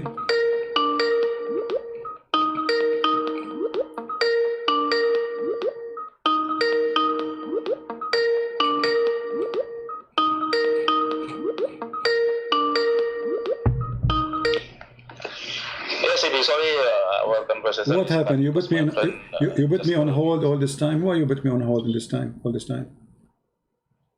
Yeah, just now my friend called me, so that's okay. why. So did you find the verses for us about James and Paul, so we can get Paul busted? Sorry, CP. I can promise you maybe in the several day lah. My friend. You see, you're an adult. You're an adult. You make me angry, and you know I shout at you. But I want to speak to you nicely, and I want you to get me busted. Honestly, I'm trying to help you. So why you want to leave now? I mean, it's going to take you 15 minutes to find it. Find it, no problem. No. I will wait for you. Because I want to see how this Paul, he changed everything, man. It's disgusting. So either you prove it or you apologize before you leave. Okay, I will give you the first, but not now. I will. No. Because no. You see, an adult man, mature man. You see, you made your wife jumping, shaking her bum, and acting like a bunch of kids. You and her, very embarrassing. Give him time. And now I'm giving you the time, and even I'm calling you back. You put me on hold. We waited for almost 5 minutes, 7 minutes for you. And now what you want to do? You want to leave? Not today. Why not today? Why? What is embarrassing? Is it embarrassing that what you said is a lie? That Paul, but I'll prepare. No, my friend. It's going to take you 5 minutes to finish it. It's not like a big deal. I want you to get me busted. At least, you see, I was getting you busted all this time until now. Now it's your chance to get me busted. It's you who said to me, let me talk, it's my time to ask you. And now you ask me, you want to run away from your question. No, I am not agree today. I will prepare first and then I will text you. So do you apologize for do you apologize for what you said against Paul, or you want to run and put the tail of the dog between your legs and run with shame? Because either you apologize.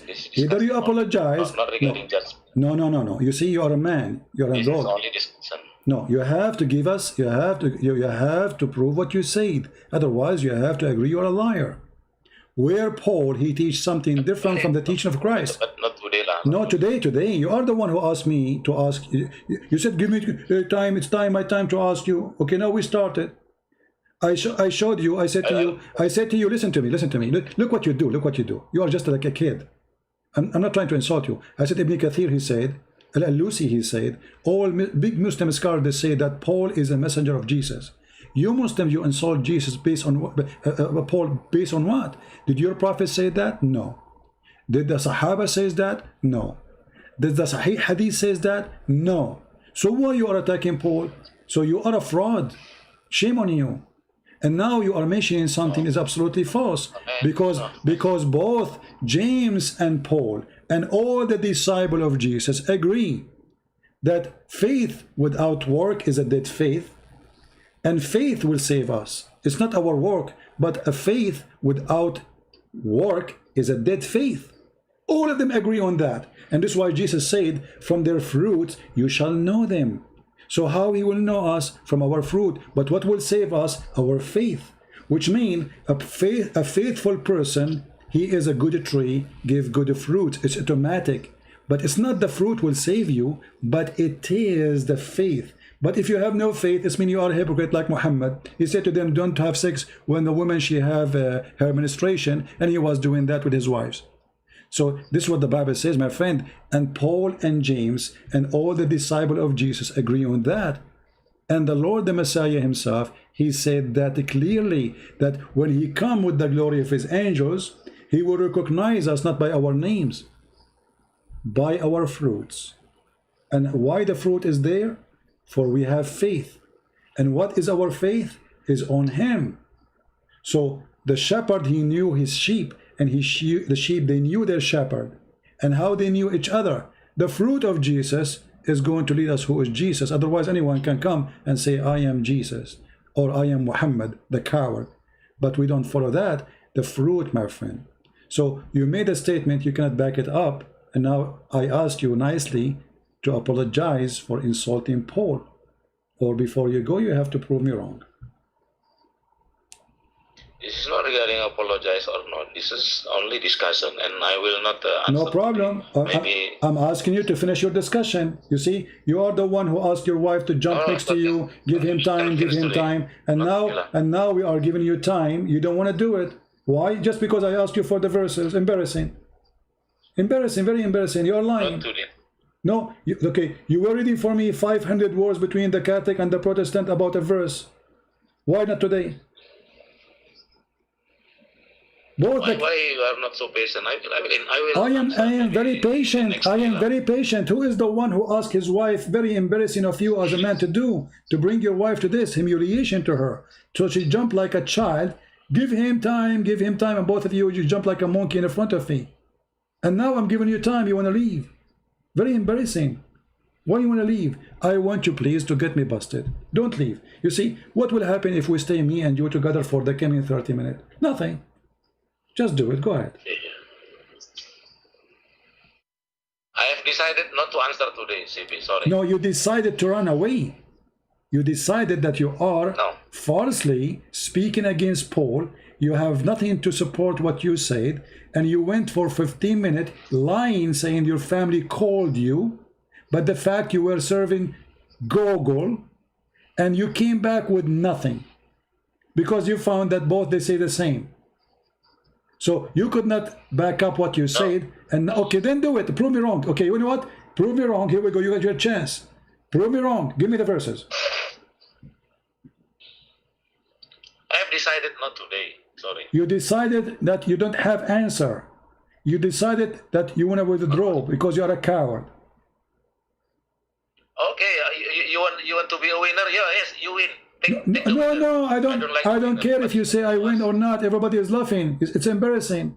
You are the one who said you want to get me busted. I have decided not today. Why you don't want to get me? But why you don't want? You see, we are talking all this time, a spank after a spank. We showed you your prophet is a scam. We show you the mistakes of the Quran. You refuse to accept any Islamic interpretation for the Quran. Shame on you. You made your own interpretation, which is very funny. Even a bunny will not come with it. And even now, when I showed you about Paul, in the Islamic interpretation, he is the disciple of Jesus, you don't want to accept them. Yet you want to insult Paul, and you are claiming that I don't follow Christ, I follow Paul. When all the teaching of Paul in total agreement with the teaching of Christ and all the disciple. And when we ask you to prove what you said, you run away. So it's not about me winning, it's about Jesus winning, and Muhammad is under the shoes of Jesus. This is not about me and you, my friend. That's about that Muhammad, your prophet, the child molester, the man who made verses saying any woman she want to give her vagina to me. This is not about me and Paul. We don't worship Paul. We worship the Messiah. You don't worship Muhammad, you worship Allah. But in fact, Allah is the puppy of Muhammad, and today we got him busted, and you could not refute us anything. To the point, you refuse any translation, you refuse any interpretation, and you could not give us any interpretation accurately because you are fabricating things out. And when we show you what your prophets say, you say I don't accept hadith. When we say to you, can you show us where Muhammad something nice about Muhammad, you quote for me hadith, because you are a hypocrite. When you want, the hadith is rejected. When you want, the hadith is accepted. And then you said to me, it's time for me to ask you questions.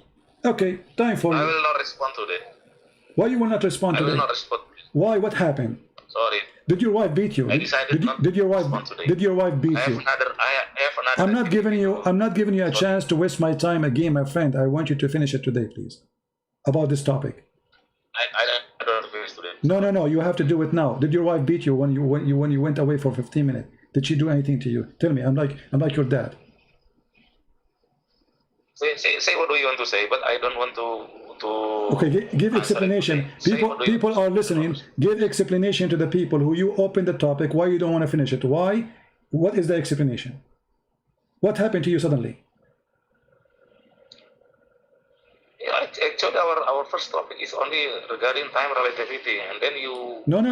You are the one who opened this topic, my friend. You see, you are the one who opened the topic. It was your request. Now, why you don't want to speak about it no more? What happened? Explain to the crowd.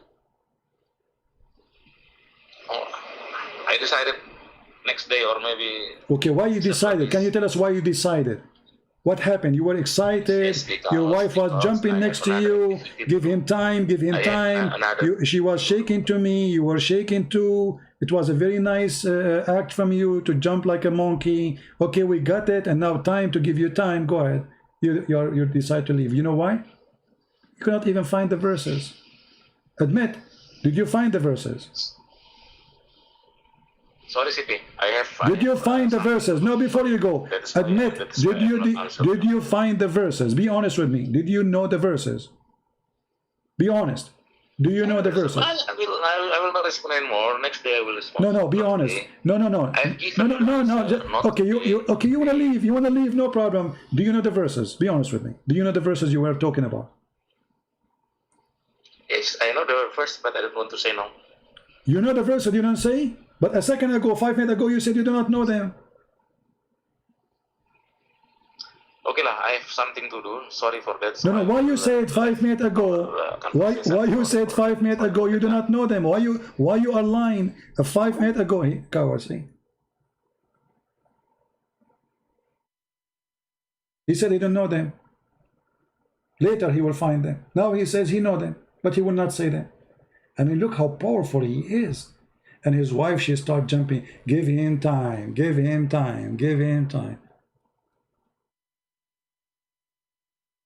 Yeah, go. And the funny, they say that the Christian prince, he don't have patience with Muslims. And you notice how fast he start talking. And we are following Paul. I said, okay, prove it. What do you mean follow Paul? We don't follow Jesus. What is the teaching of Paul, which is against the teaching of Jesus?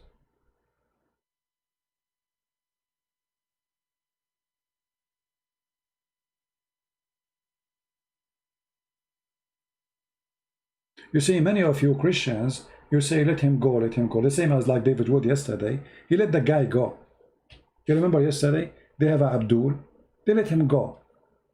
In the moment where it's time to get him busted. Don't do that. Don't do that. Can you imagine how embarrassing it is? That somebody saying to you, please stay. Give us the verses at least. And then you say, I will not give them. A second ago, he was so excited. Do you know why he did not give them? Because simply he looked at them, both are saying the same.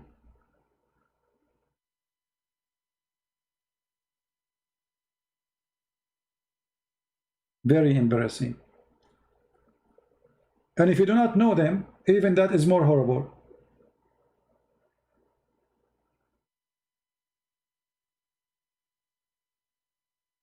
Paul is one of the most amazing church father teachers.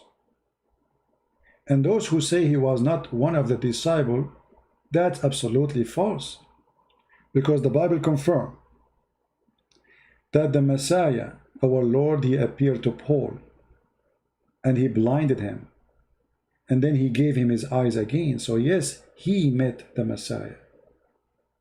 He met our Lord.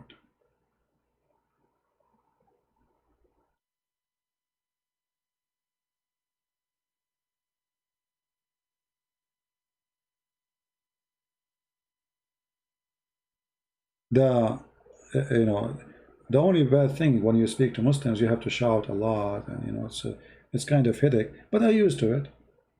I mean, this is how they are. And the hypocrisy always appear when you ask them, okay, who is the one who agree with you in what you said as a Muslim? Nobody. Suddenly he have a new religion.